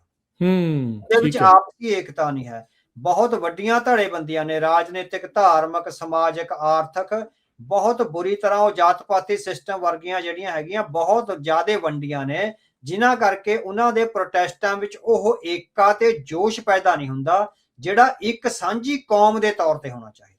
ਉਹ ਹੂੰ, ਇੱਕ ਹੂੰ। ਸਾਂਝੀ ਕੌਮ ਦੇ ਤੌਰ ਤੇ ਨਹੀਂ ਲੜ ਰਹੇ, ਆਪਣੇ-ਆਪਣੇ ਧਾਰਮਿਕ ਅਕੀਦੇ ਜਾਂ ਆਪਣੇ-ਆਪਣੇ ਸਮਾਜਿਕ ਗਰੁੱਪ ਦੇ ਤੌਰ ਤੇ ਲੜ ਰਹੇ ਆ। ਉਹ ਸਮਾਜਿਕ ਗਰੁੱਪ ਬੇਸ਼ੱਕ ਟਾਰਗੇਟ ਰਜੀਮ ਨੂੰ ਕਰ ਰਹੇ ਆ, ਪਰ ਉਹ ਇੱਕ ਦੂਜੇ ਦਾ ਗਲਾ ਵੱਢਣ ਨੂੰ ਵੀ ਤਿਆਰ ਨੇ। ਹੂੰ, ਹੂੰ, ਹੂੰ, ਹੂੰ। ਉਹ ਇੱਕ ਦੂਜੇ ਜਦੋਂ ਉਹ ਸਰਕਾਰ ਦੇ ਵਿਰੁੱਧ ਪ੍ਰੋਟੈਸਟ ਕਰਦੇ ਆ, ਉਹ ਕੱਲਾ ਸਰਕਾਰ ਦੇ ਵਿਰੁੱਧ ਪ੍ਰੋਟੈਸਟ ਨਹੀਂ ਕਰ ਰਹੇ ਹੁੰਦੇ, ਉਹ ਇੱਕ ਦੂਜੇ ਦੇ ਵਿਰੁੱਧ ਵੀ ਪ੍ਰੋਟੈਸਟ ਕਰ ਰਹੇ ਹੁੰਦੇ ਆ। ਸੋ ਉਹ ਜਿਹੜੀਆਂ ਉਹਨਾਂ ਦੀਆਂ ਵਜੂਦ ਸਮੂਹੀਆਂ ਕਮਜ਼ੋਰੀਆਂ ਨੇ, ਜਿਹੜੀਆਂ ਇਨਹੈਰਿਟਡ ਵੀਕਨੈਸ ਨੇ, ਉਹ ਇੰਨੇ ਲਾਮਿਸਾਲ ਪ੍ਰੋਟੈਸਟ ਹੋਣ ਦੇ ਬਾਵਜੂਦ ਵੀ ਉਹ ਆਪਣੇ ਹਾਕਮਾਂ ਨੂੰ ਗੱਦੀ ਤੋਂ ਇਸੇ ਲਈ ਨਹੀਂ ਲਾ ਸਕਦੇ, ਸੋ ਕਿਉਂਕਿ ਉਹ ਆਪ ਵੰਡੇ ਹੋਏ ਆ। ਉਹ ਜਾਤ-ਪਾਤੀ ਸਿਸਟਮ ਵਰਗਾ ਇੰਨਾ ਜਿਹੜਾ ਘਟੀਆ ਸਿਸਟਮ ਉੱਥੇ ਪੈਦਾ ਹੋ ਗਿਆ। ਕੁਛ ਦਾ ਹੈਗਾ ਵੀ ਆਰਥਿਕ ਤੌਰ ਤੇ ਵੀ ਅਸੀਂ ਅਮੀਰ ਆ, ਉਹ ਦੂਜਾ ਗਰੀਬ ਆ। ਫਿਰ ਅਮੀਰੀ ਤੇ ਗਰੀਬੀ ਦੀਆਂ ਬਹੁਤ ਸਾਰੀਆਂ ਜਿਹੜੀਆਂ ਉਹ ਕਲਾਸਿਸ ਨੇ, ਵੀ ਇੱਕ ਲੱਖ ਲੈਣ ਵਾਲਾ, ਦੂਜਾ 50,000 ਲੈਣ ਵਾਲਾ, 25,000, 30,000, 10,000। ਸੋ ਇਸ ਤਰ੍ਹਾਂ ਦੀਆਂ ਮਿਡਲ ਕਲਾਸ ਵਿੱਚ ਇੰਨੀਆਂ ਡਿਵੀਜ਼ਨਸ ਨੇ ਵੀ ਉਹ ਇਕੱਠੇ ਹੋ ਕੇ ਜਿਹੜਾ ਹੈਗਾ ਉਹ ਕੰਮ ਨਹੀਂ ਕਰ ਰਹੇ। ਇਸੇ ਕਰਕੇ ਈਰਾਨ ਦੇ ਇਨਕਲਾਬ ਜਾਂ ਪ੍ਰੋਟੈਸਟਾਂ ਵਾਰ-ਵਾਰ ਹੋਣ ਦੇ ਬਾਵਜੂਦ ਵੀ ਸਫਲ ਨਹੀਂ ਹੋ ਰਹੇ। ਜੀ, ਜੀ। ਬਾਕੀ ਦੀਆਂ ਗਲਫ ਕੰਟਰੀਜ਼ ਦੀ ਕੀ ਨੀਤੀ ਆ ਉੱਥੇ ਇਸ ਸਾਰੇ ਮਾਮਲੇ ਨੂੰ ਦੇਖਦੇ ਹੋਏ? ਹਾਂਜੀ, ਹਾਂਜੀ, ਦੇਖੋ ਬਾਕੀ ਦੀਆਂ ਗਲਫ ਕੰਟਰੀਜ਼ ਆਪਾਂ ਕਿਹਾ ਵੀ ਚਾਈਨਾ ਵਾਂਗ ਉਹ ਵੀ ਲੜਾਈ ਨਹੀਂ ਲੜਨਾ ਚਾਹੁੰਦੀਆਂ। ਉਹ ਸਿਰਫ ਆਰਥਿਕ ਤੌਰ ਤੇ ਆਪਣੀ ਉਹਨਾਂ ਲਈ ਜਿਹੜੀ ਮੰਡੀ ਹੈਗੀ ਆ, ਤੇਲ ਦੀ ਮੰਡੀ, ਔਰ ਆਪਣੀ ਆਰਥਿਕਤਾ ਤੇ ਜਿਹੜੀਆਂ ਸਪਲਾਈ ਚੇਨ ਦਾ ਜਿਹੜੇ ਰੂਟਸ ਹੈਗੇ ਆ, ਉਹ ਸਭ ਤੋਂ ਵੱਧ ਸੇਫ ਜਿਹੜੇ ਹੈਗੇ ਆ ਉਹ ਚੱਲਦੇ ਹੈਗੇ ਆ। ਉਹਨਾਂ ਲਈ ਜੰਗ ਆ ਜਿਹੜੀ ਬਹੁਤ ਵੱਡੀ ਤਬਾਹੀ ਲੈ ਕੇ ਆਵੇਗੀ। ਜੇ ਗਲਫ ਵਿੱਚ ਕੋਈ ਵੀ ਜੰਗ ਸ਼ੁਰੂ ਹੁੰਦੀ ਆ, ਛੋਟੀ ਜਾਂ ਵੱਡੀ, ਤਾਂ ਸਮੁੱਚੀਆਂ ਗਲਫ ਕੰਟਰੀਜ਼ ਦੀ ਆਰਥਿਕਤਾ ਹੈਗੀ ਆ ਜਿਹੜੀ ਬਹੁਤ ਬੁਰੀ ਤਰ੍ਹਾਂ ਪ੍ਰਭਾਵਿਤ ਹੋਣੀ ਆ, ਔਰ ਉਹਨਾਂ ਤੋਂ ਮੁੜ ਕੇ ਜਿਹੜਾ ਉਹਨਾਂ ਦਾ ਲੱਕ ਟੁੱਟਣਾ, ਉਹਨਾਂ ਤੋਂ ਬਹੁਤ ਸਾਲ ਆ ਖੜਿਆ ਨਹੀਂ ਹੋਇਆ ਜਾਣਾ। ਸੋ ਗਲਫ ਕੰਟਰੀਜ਼ ਆਪਾਂ ਨੂੰ ਉੱਪਰੋਂ ਲੱਗ ਰਿਹਾ ਹੈ ਵੀ ਉਹ ਕੋਈ ਵਿਰੋਧ ਨਹੀਂ ਕਰ ਰਹੀਆਂ, ਉਹ ਸ਼ਾਂਤ ਰਹਿ ਰਹੀਆਂ ਨੇ, ਪਰ ਜਿਹੜੀਆਂ ਸਾਡੇ ਕੋਲ ਬਿਹਾਈਂਡ ਦੀ ਸੀਨਸ ਖਬਰਾਂ ਨੇ, ਉਹ ਲਗਾਤਾਰ ਅਮਰੀਕਾ ਤੇ ਇਜ਼ਰਾਈਲ ਨੂੰ ਕਹਿ ਰਹੇ ਆ ਵੀ ਜੰਗ ਨਾ ਲਾਈ ਜਾਵੇ। ਹੂੰ, ਹੂੰ, ਹੂੰ, ਹੂੰ। ਹਨਾ, ਸੋ ਉਹਨਾਂ ਨੇ ਲਗਾਤਾਰ ਜਿਹੜਾ ਅਮਰੀਕਾ ਨੂੰ ਉਹ ਬਿਹਾਈਂਡ ਦੀ ਸੀਨ ਬਹੁਤ ਵੱਡੀ ਪੱਧਰ ਤੇ ਅਮਰੀਕਾ ਨਾਲ ਜਿਹੜੀਆਂ ਉਹ ਗੱਲਬਾਤ ਕਰ ਰਹੀਆਂ ਨੇ। ਸੋ ਉਹਨਾਂ ਦੀਆਂ ਹਦਾਇਤਾਂ ਔਰ ਬੇਨਤੀਆਂ ਤੇ ਹੀ ਜਿਹੜਾ ਹੈਗਾ ਅਮਰੀਕਾ ਈਰਾਨ ਨਾਲ ਸਿੰਧੀ ਜੰਗਬੰਦੀ ਵਿੱਚ ਜਿਹੜਾ ਨਹੀਂ ਆ ਰਿਹਾ। ਕੁਛ ਤਾਂ ਚਲੋ ਚੀਨ ਤੇ ਰਸ਼ੀਆ ਦਾ ਵੀ ਜਿਹੜਾ ਇੱਕ ਤਰ੍ਹਾਂ ਨੂੰ ਦਬਕਾ ਮਾਰਿਆ ਹੋਇਆ ਵੀ ਅਸੀਂ ਜੰਗ ਸ਼ੁਰੂ ਕਰ ਦਿਆਂਗੇ, ਪਰ ਵੱਡਾ ਜਿਹੜਾ ਦਬਾਅ ਪੈ ਰਿਹਾ ਉਹ ਗਲਫ ਕੰਟਰੀਜ਼ ਵੱਲੋਂ, ਸਾਰੀਆਂ ਗਲਫ ਕੰਟਰੀਜ਼ ਵੱਲੋਂ ਪੈ ਰਿਹਾ ਵੀ ਇੱਥੇ ਲੜਾਈ ਨਾ ਲਾਇਓ, ਨਹੀਂ ਤਾਂ ਸਾਡੀ ਆਰਥਿਕਤਾ ਤੇ ਜਿਹੜਾ ਟੂਰਿਜ਼ਮ ਆ ਉਹ ਬਿਲਕੁਲ ਖਤਮ ਹੋ ਜਾਣਾ ਤੇ ਅਸੀਂ ਬਹੁਤ ਬੁਰੀ ਤਰ੍ਹਾਂ ਚਰਮਰਾ ਜਾਵਾਂਗੇ। ਹੂੰ, ਹੂੰ, ਹੂੰ, ਹੂੰ, ਹੂੰ। ਜੀ, ਜੀ। ਇੰਟਰਨੈਟ ਉੱਥੇ ਬੰਦ ਆ, ਜਿੱਦਾਂ ਤੁਸੀਂ ਦੱਸਿਆ ਵੀ ਕਲੋਜ਼ ਸੁਸਾਇਟੀ ਆ, ਹੁਣ ਉੱਥੋਂ ਚੀਜ਼ਾਂ ਸਾਹਮਣੇ ਨਹੀਂ ਆ ਰਹੀਆਂ। ਈਲਨ ਮਸਕ ਨੇ ਉੱਦਾਂ ਸਟਾਰਲਿੰਕ ਉੱਥੇ ਐਕਟੀਵੇਟ ਫ੍ਰੀ ਦੇ ਵਿੱਚ ਇੰਟਰਨੈਟ ਕੀਤਾ ਆ, ਪਰ ਈਰਾਨ ਕਿਉਂਕਿ ਚੀਨ ਦਾ ਆ, ਚੀਨ ਵਾਲਿਆਂ ਦੇ ਕੋਲ ਕੋਈ ਨਾ ਕੋਈ ਟੈਕਨੋਲੋਜੀ ਹੈਗੀ ਜਿਹਦੇ ਕਰਕੇ ਉਹ ਸੈਟੇਲਾਈਟ ਇੰਟਰਨੈਟ ਜਿਹੜਾ ਉੱਥੇ ਉਹ ਚੱਲ ਨਹੀਂ ਰਿਹਾ, ਤਾਂ ਹੀ ਕੁਝ ਵੀ ਉੱਥੋਂ ਬਾਹਰ ਨਹੀਂ ਜਿਹੜਾ ਉਹ ਆ ਰਿਹਾ। ਜਿੱਦਾਂ ਸੀਰੀਆ ਦੇ ਵਿੱਚ ਹੋਇਆ ਸੀਗਾ, ਉਹ ਸਾਰੇ ਇਕੱਠੇ ਹੋ ਕੇ ਉਹਨਾਂ ਨੇ ਬਸ਼ਰ ਅਲ ਅਸਾਦ ਨੂੰ ਭਜਾਤਾ ਸੀ ਉੱਥੋਂ, ਵੀ ਡਾਕਟਰ ਤੇਰੀ ਵੀ ਵਾਰੀ ਆਊਗੀ, ਜਿੱਦਾਂ ਇੱਕ ਬੱਚੇ ਦਾ ਲਿਖੀ ਹੋਈ ਗੱਲ ਸੀਗੀ। ਸੋ ਈਰਾਨ 'ਚ ਤੁਸੀਂ ਕਹਿੰਦੇ ਵੀ ਉਹ ਅੰਦਰ ਖਾਤੇ ਇੰਨੇ ਕੁ ਜ਼ਿਆਦਾ ਵੰਡੇ ਹੋਏ ਆ ਵੀ ਉਹ ਇਕੱਠੇ ਨਹੀਂ ਹੋ ਪਾ ਰਹੇ, ਹਾਂ, ਮਤਲਬ ਇਕੱਠੇ ਨਹੀਂ ਹੋ ਰਹੇ, ਇਸੇ ਕਰਕੇ ਉਹਨਾਂ ਦਾ ਸਕਸੈਸਫੁਲ ਨਹੀਂ ਹੋ ਰਿਹਾ। ਉਦਾਂ ਜੈਨਜ਼ੀ ਨੇ ਭਾਰਤ ਦੇ ਆਲੇ ਦੁਆਲੇ ਤੇ 3-4 ਦੇਸ਼ਾਂ ਦੇ ਵਿੱਚ ਤਖਤਾ ਪਲਟਿਆ, ਪਾਕਿਸਤਾਨ, ਨੇਪਾਲ, ਬੰਗਲਾਦੇਸ਼, ਇਸ ਤੋਂ ਇਲਾਵਾ ਹੋਰ ਵੀ ਦੁਨੀਆ ਦੇ ਕਈ ਥਾਵਾਂ ਦੇ ਉੱਤੇ ਜੈਨਜ਼ੀ ਦੇ ਬਹੁਤ ਸਾਰੇ ਜਿਹੜੇ ਆ ਹਾਂਜੀ, ਰਹੇ ਹਾਂਜੀ, ਆ। ਉਹ ਡਿਵਾਈਡਡ ਸੋਸਾਇਟੀ ਨਹੀਂ ਸੀ ਨਾ, ਡਿਵਾਈਡਡ ਸੋਸਾਇਟੀ ਨਹੀਂ ਹੂੰ ਸੀ, ਸਾਰਾ ਇਕੱਠਾ ਸੀਗਾ। ਸ਼੍ਰੀਲੰਕਾ 'ਚ ਵੀ ਹੋਇਆ, ਨੇਪਾਲ 'ਚ ਵੀ ਹੋਇਆ, ਬੰਗਲਾਦੇਸ਼ 'ਚ ਵੀ ਹੋਇਆ। ਉਹ ਸਾਰੇ ਇੱਕ ਤਰ੍ਹਾਂ ਨਾਲ ਤੁਸੀਂ ਦੇਖੋ ਵੀ ਧਾਰਮਿਕ ਤੌਰ ਤੇ ਮੈਜੋਰਿਟੀ ਸੀ ਸਾਰੇ। ਉਹ ਹੂੰ ਇੱਕ ਹੂੰ ਮੈਜੋਰਿਟੀ ਚੋਂ ਹੀ ਜਿਹੜਾ ਹੈਗਾ, ਸ਼੍ਰੀਲੰਕਾ 'ਚ ਵੀ ਸੰਥਾਲੀਆਂ ਦਾ ਸੀਗਾ, ਉਹ ਮੈਜੋਰਿਟੀ 'ਚ ਆ। ਬੰਗਲਾਦੇਸ਼ ਵਿੱਚ ਮੁਸਲਿਮ ਮੈਜੋਰਿਟੀ ਹੈਗੀ ਆ। ਸੋ ਇਸ ਤਰ੍ਹਾਂ ਨੇਪਾਲ ਵਿੱਚ ਚਾਹੇ ਹਿੰਦੂ ਤੇ ਉਹ ਦੂਜੇ ਜਿਹੜੇ ਮਿਕਸ ਨੇ, ਪਰ ਜਿਹੜੀ ਉਹਨਾਂ ਦੀ ਐਲੀਟ ਕਲਾਸ ਸੀ, ਉਹਨੇ ਫਿਰ ਮੈਜੋਰਿਟੇਰੀਅਨਿਜ਼ਮ ਦਾ ਸਹਾਰਾ ਲੈ ਕੇ ਉਹ ਜਿਹੜੇ ਤਖਤੇ ਆ ਉਹ ਪਲਟਾਏ ਹੈਗੇ ਆ। ਅੱਛਾ, ਉੱਥੇ ਹੁਣ ਈਰਾਨ ਦੇ ਵਿੱਚ ਜੋ ਇਹ ਸਾਰਾ ਕੁਝ ਵਾਪਰਿਆ, ਉਸੇ ਦਰਮਿਆਨ ਭਾਰਤ ਜਿਹੜਾ ਝਬਾਰ ਬੰਦਰਗਾਹ ਆ, ਉਹ ਤੋਂ ਪੈਰ ਪਛਾਂ ਖਿੱਚ ਕੇ ਜਿਹੜਾ ਉਹ ਆ ਗਿਆ ਹੈ ਵਾਪਸ। ਬਹੁਤ ਸਾਰੀਆਂ ਰਿਸਟ੍ਰਿਕਸ਼ਨਸ, ਸੈਂਕਸ਼ਨਸ, ਤੇਲਾਂ ਨੂੰ ਲੈ ਕੇ ਉਹਦਾ ਆਲਰੇਡੀ ਸਾਹਮਣਾ ਜਿਹੜਾ ਉਹ ਕਰ ਰਿਹਾ ਸੀਗਾ। ਇਹ ਕੀ ਕਾਰਨ ਆ ਭਾਰਤ ਵੀ ਜਿਹੜਾ ਝਬਾਰ ਬੰਦਰਗਾਹ ਹੈ ਉੱਥੋਂ ਵਾਪਸ ਆ ਗਿਆ? ਉੱਥੇ ਦੇ ਮਲਟੀ ਮਿਲੀਅਨ ਡਾਲਰ ਦੀਆਂ ਚੀਜ਼ਾਂ ਲੱਗੇ ਸੀਗੇ ਬਣਾਉਣ ਜਾਂ ਇਨਵੈਸਟ ਕਰ ਰਹੇ ਸੀਗੇ। ਨਹੀਂ, ਉਹ ਵੈਸੇ ਬਹੁਤ ਇੰਪੋਰਟੈਂਟ ਸੀ, ਕਿਉਂਕਿ ਉਹ ਚਾਈਨਾ ਨੂੰ ਕਾਊਂਟਰ ਕਰਨ ਲਈ ਜਿਹੜਾ ਹੈਗਾ ਨਾ, ਜਿਹੜਾ ਗਵਾਦਰ ਪੋਰਟ ਆ ਉਹਨੂੰ ਕਾਊਂਟਰ ਕਰਨ ਲਈ ਇੰਡੀਆ ਨੇ ਚਬਾਰ ਵਿਖੇ ਜਿਹੜਾ ਹੈਗਾ ਆਪਣਾ ਪੋਰਟ ਆ ਬਣਾਇਆ ਸੀਗਾ, ਵੀ ਤਾਂ ਕਿ ਬਾਈਪਾਸ ਕਰਿਆ ਜਾ ਸਕੇ ਉਸ ਟ੍ਰੇਡ ਰੂਟ ਨੂੰ। ਪਰ ਹੁਣ ਕਿਉਂਕਿ ਈਰਾਨ ਦੇ ਖਿਲਾਫ USA ਦਾ ਬਹੁਤ ਸਖਤ ਸਟੈਂਡ ਆ ਰਿਹਾ, ਸੋ USA ਨੇ ਡਿਪਲੋਮੈਟਿਕਲੀ ਇਹਨਾਂ ਤੇ ਦਬਾਅ ਪਾਇਆ ਹੈਗਾ ਵੀ ਤੁਸੀਂ ਉੱਥੋਂ ਨਿਕਲ ਜਾਓ। ਉਹ ਸਾਰੀ ਇਨਵੈਸਟਮੈਂਟਾਂ ਬੰਦ ਕਰ ਦਿੱਤੋ, ਤਾਂ ਕਿ ਉਹ ਈਰਾਨ ਨੂੰ ਆਰਥਿਕ ਤੌਰ ਤੇ ਜਿਹੜਾ ਹੈਗਾ ਵੱਡਾ ਹਮਲਾ, ਇੱਕ ਤਰ੍ਹਾਂ ਨਾਲ ਆਰਥਿਕ ਹਮਲਾ ਕਰਨਾ ਚਾਹੁੰਦੇ, ਉਹਨੂੰ ਆਰਥਿਕ ਤੌਰ ਤੇ ਕਮਜ਼ੋਰ ਕਰਨਾ ਚਾਹੁੰਦੇ। ਸੋ ਇੰਡੀਆ ਦੀ ਪ੍ਰੈਜ਼ੈਂਸ ਨੂੰ ਮੇਰੇ ਖਿਆਲ ਅਮਰੀਕਾ ਨੇ ਜਿਹੜਾ ਹੈਗਾ ਰੋਕ ਦਿੱਤਾ ਹੈਗਾ ਵੀ ਤੁਸੀਂ ਨਾ ਕਰੋ। ਸੋ ਇੰਡੀਆ ਕਿਉਂਕਿ ਆਪ it is reeling under big tariffs, ਉਹ ਲਗਾਤਾਰ ਉਹਨਾਂ ਦਾ ਕੋਈ ਸਮਝੌਤਾ ਨਹੀਂ ਹੋ ਰਿਹਾ। ਇਸ ਕਰਕੇ ਹੁਣ ਉਹ ਅਮਰੀਕਾ ਨਾਲ ਕਿਸੇ ਵੱਡੀ ਕਨਫਰੰਟੇਸ਼ਨ ਵਿੱਚ ਨਹੀਂ ਪੈਣਾ ਚਾਹੁੰਦੇ, ਇਸ ਕਰਕੇ ਉਹ ਬਾਹਰ ਆ ਗਏ ਹੈਗੇ। ਤੋਂ ਵਿਰੋਧੀ ਧਿਰ ਤੇ ਹੋਰ ਬਹੁਤ ਸਾਰੇ ਪੱਤਰਕਾਰ ਆ ਜਿਹੜੇ ਉਹ ਨਰਿੰਦਰ ਮੋਦੀ ਦਾ ਵਿਰੋਧ ਕਰ ਰਹੇ ਆ ਵੀ ਉਹ ਜਿਸ ਤਰ੍ਹਾਂ ਫਿਰ ਸਰੈਂਡਰ ਕਰ ਦਿੱਤਾ ਹੋਇਆ। ਸੋ ਇੰਡੀਆ ਵਿੱਚ ਇੰਟਰਨਲੀ ਜਿਹੜਾ ਹੈਗਾ ਬਹੁਤ ਜ਼ਿਆਦਾ ਵਿਰੋਧ ਆ ਇਸ ਗੱਲ ਦਾ ਹੋ ਰਿਹਾ ਹੈਗਾ। ਚਾਹੇ ਉਹ ਅਵਿਸ਼ਾਰ ਸ਼ਰਮਾ ਉਹਨੇ, ਪ੍ਰਸੋਨੀਆ ਵਾਜਪਾਈ, ਜਾਂ ਜਿਹੜੇ ਰਵੀਸ਼ ਕੁਮਾਰ ਉਹਨੇ, ਬਹੁਤ ਸਾਰਿਆਂ ਨੇ ਜਿਹੜਾ ਹੈਗਾ ਇਹਦੇ ਤੇ ਪ੍ਰੋਗਰਾਮ ਕਰੇ ਹੈਗੇ ਆ ਵੀ ਇੰਡੀਆ ਦੀ ਫੋਰਨ ਪਾਲਿਸੀ ਆ ਜਿਹੜੀ ਇੱਕ ਤਰ੍ਹਾਂ ਨਾਲ ਡਰਪੋਕ ਫੋਰਨ ਪਾਲਿਸੀ ਬਣ ਰਹੀ ਹੈ। ਬ੍ਰਿਕਸ ਦੇ ਇੱਕ ਸਾਂਝੀ ਐਕਸਰਸਾਈਜ਼ ਦੇ ਵਿੱਚ ਵੀ ਜਾਣ ਤੋਂ ਭਾਰਤ ਨੇ ਨਾ ਕਰ ਦਿੱਤੀ ਸੀਗੀ। ਇਹ ਵੀ ਉਹੀ ਕਾਰਨ ਆ, ਅਮਰੀਕਾ ਦਾ ਹੀ ਡਰ। ਹਾਂਜੀ, ਹਾਂਜੀ, ਹਾਂ, ਉਹ ਹੁਣ ਚੈਲੰਜ ਨਹੀਂ ਕਰਨਾ ਚਾਹੁੰਦੇ, ਨਾ ਉਹ ਡਾਲਰ ਨੂੰ ਚੈਲੰਜ ਕਰਨਗੇ, ਕਿਉਂਕਿ ਡਾਲਰ ਵਾਲਾ ਤਾਂ ਮਸਲਾ ਸਾਲ 1.5 ਸਾਲ ਪਹਿਲਾਂ ਹੀ ਪ੍ਰਧਾਨ ਮੰਤਰੀ ਉਹ ਕਹਿ ਚੁੱਕੇ ਹੈਗੇ ਵੀ we are not going to challenge dollar ਵਾਲਾ, ਵੀ ਅਸੀਂ ਕੋਈ ਜਿਹੜੀ ਬਦਲਵੀਂ ਕਰੰਸੀ ਆ ਉਹਦੇ ਤੇ ਵਿਚਾਰ ਨਹੀਂ ਕਰ ਰਹੇ। ਤੇ ਹੁਣ ਜਿਹੜਾ ਹੈਗਾ ਬ੍ਰਿਕਸ ਦੀ ਜਿਹੜੀ ਆ ਸੀਗੀ ਮਿਲਟਰੀ ਐਕਸਰਸਾਈਜ਼, ਸ਼ਾਇਦ ਨੇਵੀ ਦੀ ਐਕਸਰਸਾਈਜ਼ ਸੀਗੀ, ਉਹਦੇ ਚ ਜਾਣਾ ਤੇ ਚਬਾਰ ਪੋਰਟ ਚੋਂ ਵਾਪਸ ਆ ਜਾਣਾ। ਸੋ ਇਹ ਸਾਰੀ ਸਟ੍ਰੈਟਜੀਕਲੀ ਐਂਡ ਪੋਲੀਟੀਕਲੀ ਜਿਹੜੀਆਂ ਸੈਟਬੈਕਸ ਇੰਡੀਅਨ ਫੋਰਨ ਪਾਲਿਸੀ ਨੂੰ ਉਹ ਕਾਫੀ ਸਾਰੇ ਲੱਗੇ ਨੇ। ਹਾਂ, ਇਸ ਟਾਈਮ ਡਾਲਰ ਦੇ ਮੁਕਾਬਲੇ 91 ਰੁਪਏ ਬਣ ਗਿਆ। ਹਾਂਜੀ, ਹਾਂਜੀ, ਹਾਂ, ਰੁਪਈਆ ਲਗਾਤਾਰ ਡਿੱਗਦਾ ਜਾ ਰਿਹਾ। ਉਹਨਾਂ ਨੇ $35 ਬਿਲੀਅਨ ਹਾਲਾਂਕਿ ਇੰਡੀਆ ਨੇ ਜਨਵਰੀ ਤੋਂ ਅਕਤੂਬਰ ਤੱਕ ਇਨਵੈਸਟ ਕਰਿਆ ਹੈਗਾ, ਮੰਡੀ 'ਚ ਸਿੱਟਿਆ ਤਾਂ ਕਿ ਹੋਰ ਨਾ ਡਿੱਗੇ। ਜੇ ਉਹ $35 ਬਿਲੀਅਨ ਨਾ ਆਉਂਦਾ ਤਾਂ ਹੁਣ 100 ਤੋਂ ਪਾਰ ਹੋ ਜਾਣਾ ਸੀਗਾ ਡਾਲਰ ਨੇ, ਹਨਾ। ਸੋ ਕਿਉਂਕਿ ਉਹ ਇੰਜੈਕਟ ਕਰ ਰਹੇ ਆ ਨਾ ਮਨੀ, ਹਾਲਾਂਕਿ ਬਹੁਤ ਪਿਆ, ਮੇਰੇ ਖਿਆਲ 500-600 ਬਿਲੀਅਨ ਪਿਆ ਉਹਨਾਂ ਕੋਲ, ਉਹ ਲਗਾਤਾਰ ਇੰਜੈਕਟ ਆ। 100-150 ਬਿਲੀਅਨ ਤਾਂ ਉਹ ਇੰਜੈਕਟ ਕਰ ਸਕਦੇ ਆ ਮਾਰਕੀਟ 'ਚ ਨਾ। ਆਪਾਂ ਕਾਫੀ ਸਮਾਂ ਪਹਿਲਾਂ ਜੇਕ ਸੁਲਿਵਾਨ ਹੋਣਾ ਦਾ ਇੱਕ ਨੈਸ਼ਨਲ ਸਿਕਿਉਰਿਟੀ ਐਡਵਾਈਜ਼ਰ ਜਿਹੜਾ ਅਮਰੀਕਾ ਦੇ ਵਿੱਚ ਸੀਗਾ ਬਾਈਡਨ ਦੇ ਟਾਈਮ ਤੇ, ਉਹਨਾਂ ਦੇ ਇੱਕ ਲੇਖ ਨੂੰ ਆਪਾਂ ਡੀਕੋਡ ਕਰਨ ਦੀ ਕੋਸ਼ਿਸ਼ ਕੀਤੀ ਸੀ। ਉਦੋਂ ਇਹ ਚਰਚਾ ਚੱਲੀ ਸੀ ਐਕਸਿਸ ਆਫ ਡੈਮੋਕ੍ਰੇਸੀ ਤੇ ਐਕਸਿਸ ਆਫ ਈਵਲ। ਜਿੱਦਾਂ ਨੇ ਦੱਸਿਆ ਵੀ ਈਰਾਨ ਉਹਦੇ ਟੌਪ ਦੇ ਉੱਤੇ ਜਿਹੜਾ ਉਹ ਹੈਗਾ ਆ, ਇਹ ਰਸ਼ੀਆ, ਜਿੰਨੇ ਵੀ ਆਟੋਕਰੈਟ ਮੁਲਕ ਨੇ ਉਹ ਉਸ ਐਂਗਲ ਦੇ ਵਿੱਚ ਆ ਰਹੇ ਆ। ਭਾਰਤ ਇਸ ਟਾਈਮ ਦੁਵਿਧਾ ਦੇ ਵਿੱਚ, ਉਹਨੂੰ ਸਮਝ ਨਹੀਂ ਆ ਰਿਹਾ ਕਿੱਧਰ ਜਾਣਾ। ਉਹ ਅਮਰੀਕਾ ਨਾਲ ਵੀ ਰਹਿਣਾ ਚਾਹੁੰਦਾ ਆ, ਚਾਈਨਾ ਨਾਲ ਵੀ ਰਹਿਣਾ ਚਾਹੁੰਦਾ ਆ, ਚਾਈਨਾ ਨੂੰ ਟੱਕਰ ਵੀ ਦੇਣਾ ਚਾਹੁੰਦਾ ਆ, ਬ੍ਰਿਕ ਦੇ ਵਿੱਚ ਵੀ ਜਾਣਾ ਚਾਹੁੰਦਾ, ਡਾਲਰ ਵੀ ਰੱਖਣਾ ਚਾਹੁੰਦਾ। ਸੋ ਭਾਰਤ ਦੀ ਇਹ ਇਸ ਟਾਈਮ ਕੀ ਚੱਲ ਕੀ ਰਿਹਾ ਉਹਨਾਂ ਦੇ, ਜੇ ਆਪਾਂ ਉਹਨੂੰ ਡੀਕੋਡ ਕਰਨਾ ਹੋਵੇ ਤਾਂ? ਇਹਨੂੰ ਦੋਹੇ ਤਰ੍ਹਾਂ ਡੀਕੋਡ ਕਰਿਆ ਜਾ ਸਕਦਾ। ਇੱਕ ਤਾਂ ਕਿਹਾ ਜਾ ਸਕਦਾ ਵੀ ਸਿਆਣੀ ਫੋਰਨ ਪਾਲਿਸੀ ਆ, ਵੀ ਸਾਰਿਆਂ ਨਾਲ ਬਣਾ ਕੇ ਰੱਖੋ, ਹਨਾ, ਵੀ ਕਿਸੇ ਨਾਲ ਵੀ ਕਨਫਰੰਟੇਸ਼ਨ ਚ ਨਾ। ਦੂਜੇ ਪਾਸੇ ਇਹ ਕਿਹਾ ਜਾ ਸਕਦਾ ਵੀ ਕਨਫਿਊਜ਼ਡ ਫੋਰਨ ਪਾਲਿਸੀ ਆ। ਇਹ ਹੁਣ ਹਾਲਾਂਕਿ ਡੀਕੋਡ ਕਰਨਾ ਥੋੜਾ ਔਖਾ ਹੈ ਵੀ ਆਰ ਦੇ ਕਨਫਿਊਜ਼ਡ ਔਰ ਆਰ ਦੇ ਕਲੇਵਰ ਔਰ ਵਾਈਸ, ਹਨਾ, ਵੀ ਉਹਨਾਂ ਬਾਰੇ। ਕਿਉਂਕਿ ਜੇ ਆਪਾਂ ਚਾਈਨਾ ਨੂੰ ਦੇਖੀਏ ਵੀ ਚਾਈਨਾ ਵੀ ਕਿਸੇ ਨਾਲ ਜੰਗ ਵਿੱਚ ਨਹੀਂ ਉਲਝ ਰਿਹਾ, ਪਰ ਚਾਈਨਾ ਆਪਣੀ ਜਿਹੜੀ ਇੰਡਸਟਰੀਅਲ ਅਗਰੈਸਿਵਨੈਸ ਆ ਉਹਨੂੰ ਇੱਕ ਤਰ੍ਹਾਂ ਨਾਲ ਬਹੁਤ ਬਹੁਤ ਸਟ੍ਰੈਟਜੀਕਲੀ ਆ ਜਿਹੜੀ ਉਹਨਾਂ ਮੰਡੀਆਂ ਵਿੱਚ ਸਿੱਟੀ ਜਾ ਰਿਹਾ ਹੈਗਾ। ਪਰ ਭਾਰਤ ਕੋਲ ਜਿਹੜੀ ਇੰਡਸਟਰੀਅਲ ਅਗਰੈਸਿਵਨੈਸ ਦੇ ਕੋਈ ਵੀ ਚਾਂਸਸ ਨਹੀਂ ਹੈਗੇ। ਸੋ ਭਾਰਤ ਲਈ ਜਿਹੜੀ ਹੈਗੀ ਆ ਚਾਈਨਾ ਦੇ ਮੁਕਾਬਲੇ ਕਮਜ਼ੋਰੀ ਇਹ ਹੈਗੀ ਆ ਵੀ ਇੰਡਸਟਰੀਅਲ ਰੈਵੋਲੂਸ਼ਨ ਉਸ ਲੈਵਲ ਤੇ ਖੜਾ ਨਹੀਂ ਕਰ ਸਕਿਆ ਭਾਰਤ। ਡਿਪੈਂਡੈਂਸੀਜ਼ ਬਹੁਤ ਹੈ ਇਹਨਾਂ ਦੀਆਂ ਹਾਂ, ਬਾਕੀਆਂ ਤੇ।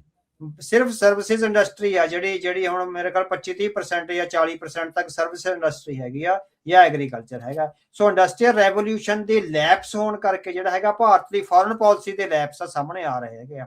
ਸੋ ਹਮੇਸ਼ਾ ਇਹ ਮਿਲਟਰੀ ਐਂਡ ਡਿਪਲੋਮੇਸੀ ਆ ਜਿਹੜੀ ਉਹ ਤੁਹਾਡੀ ਇਕਨੋਮੀ ਦੇ ਨਾਲ, ਤੁਹਾਡੀ ਇਕਨੋਮਿਕ ਗਰੋਥ ਦੇ ਨਾਲ ਤੇ ਇੰਡਸਟਰੀਅਲ ਰੈਵੋਲੂਸ਼ਨ ਦੇ ਨਾਲ, ਇਹ ਤਿੰਨਾਂ ਦੀ ਇੱਕ ਤਰ੍ਹਾਂ ਨਾਲ ਇੱਕ ਸਾਂਝ ਹੁੰਦੀ ਆ। Diplomacy, foreign policy and economy ਤੇ ਨਾਲ ਮਿਲਟਰੀ ਤਾਂ ਜਿੱਦਾਂ ਡਿਪਲੋਮੇਸੀ ਦੇ ਨਾਲ ਹੀ ਜਿਹੜੀ ਹੈਗੀ ਆ ਚੱਲ ਜਾਂਦੀ ਹੈਗੀ ਆ।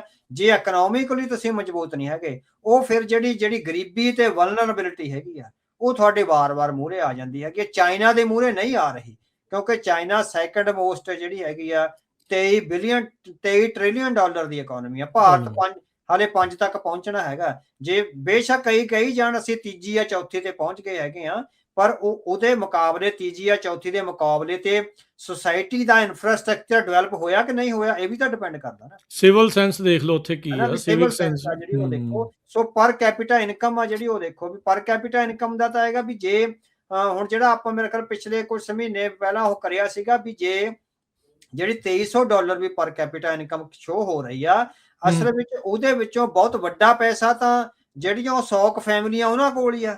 ਉਹ 100 ਫੈਮਲੀਆਂ ਕੋਲ ਜਿਹੜਾ 50% ਸਕੁਈਜ਼ ਹੋਇਆ, ਜੇ ਉਹ ਕੱਢ ਦਿੱਤਾ ਜਾਵੇ, ਬਾਕੀ ਦੇ 50% ਨੂੰ ਪਰ ਕੈਪੀਟਾ ਇਨਕਮ ਨਾਲ ਜੋੜਿਆ ਜਾਵੇ ਤਾਂ $1200 ਹੀ ਬਣਦੀ ਹੈਗੀ ਆ।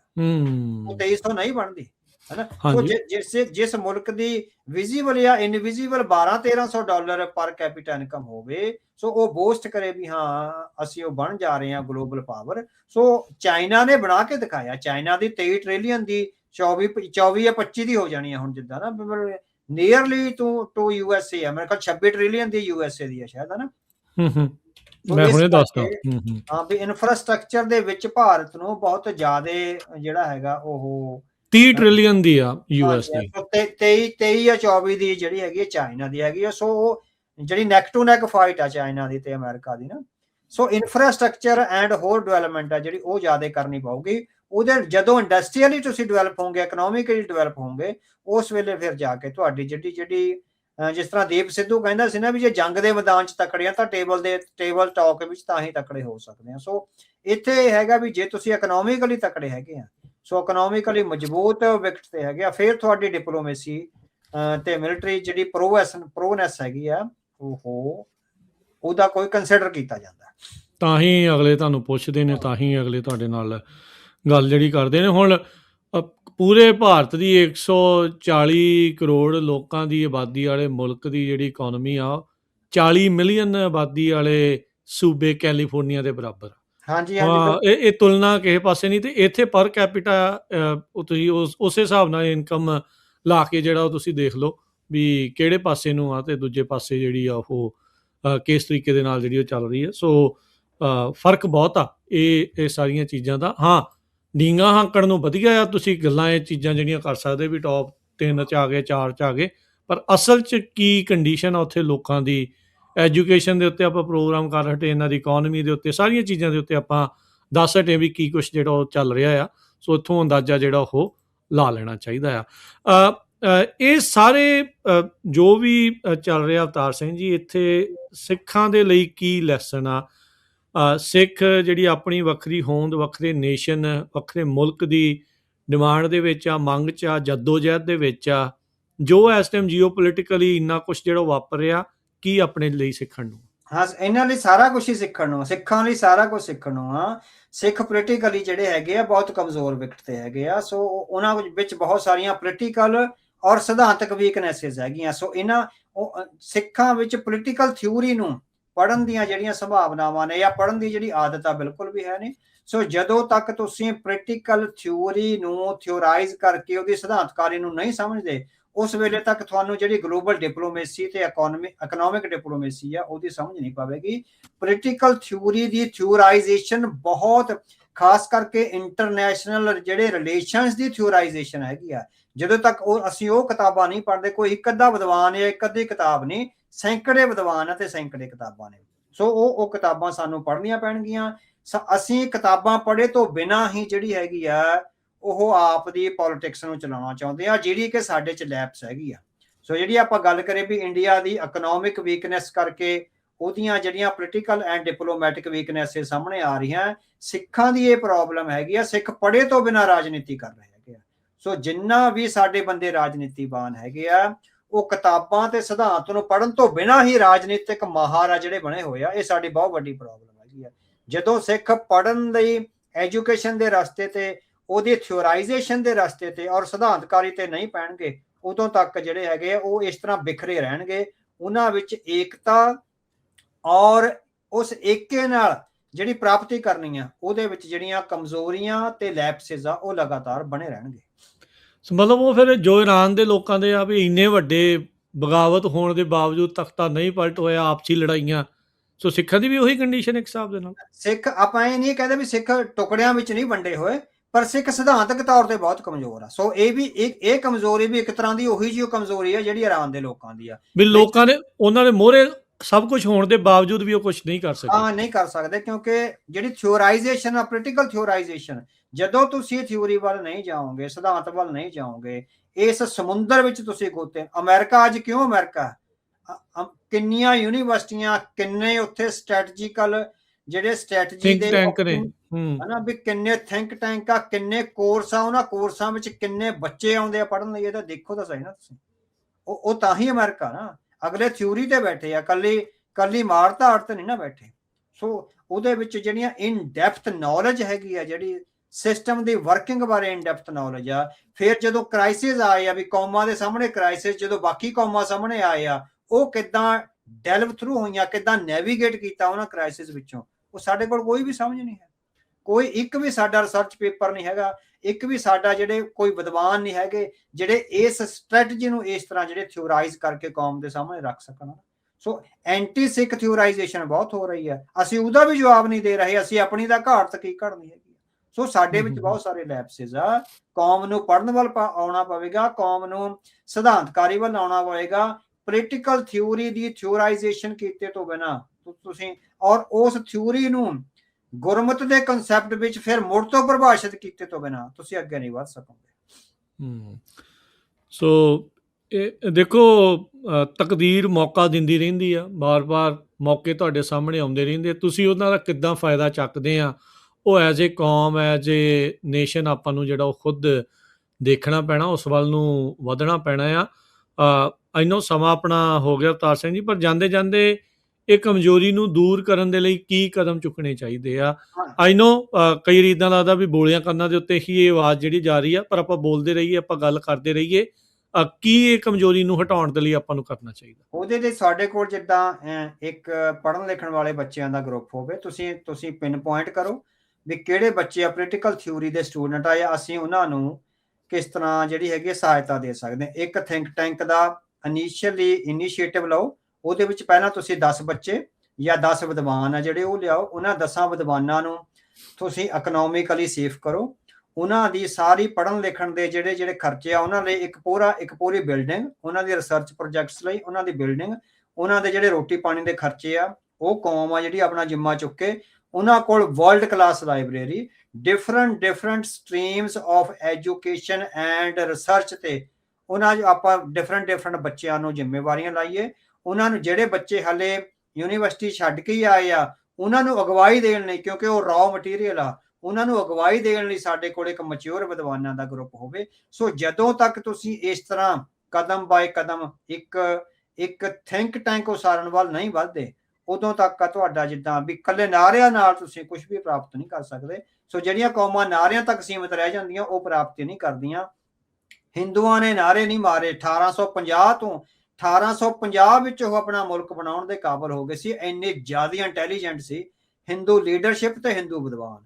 ਸੋ ਅਸੀਂ ਤਾਂ ਅੱਜ 200 ਸਾਲਾਂ ਬਾਅਦ ਵੀ ਉਸ ਲੈਵਲ ਤੇ ਨਹੀਂ ਪਹੁੰਚੇ ਜਿਸ ਲੈਵਲ ਤੇ ਹਿੰਦੂ ਲੀਡਰਸ਼ਿਪ ਤੇ ਹਿੰਦੂ ਵਿਦਵਾਨ 1850 ਵਿੱਚ ਪਹੁੰਚ ਗਏ ਸੀ।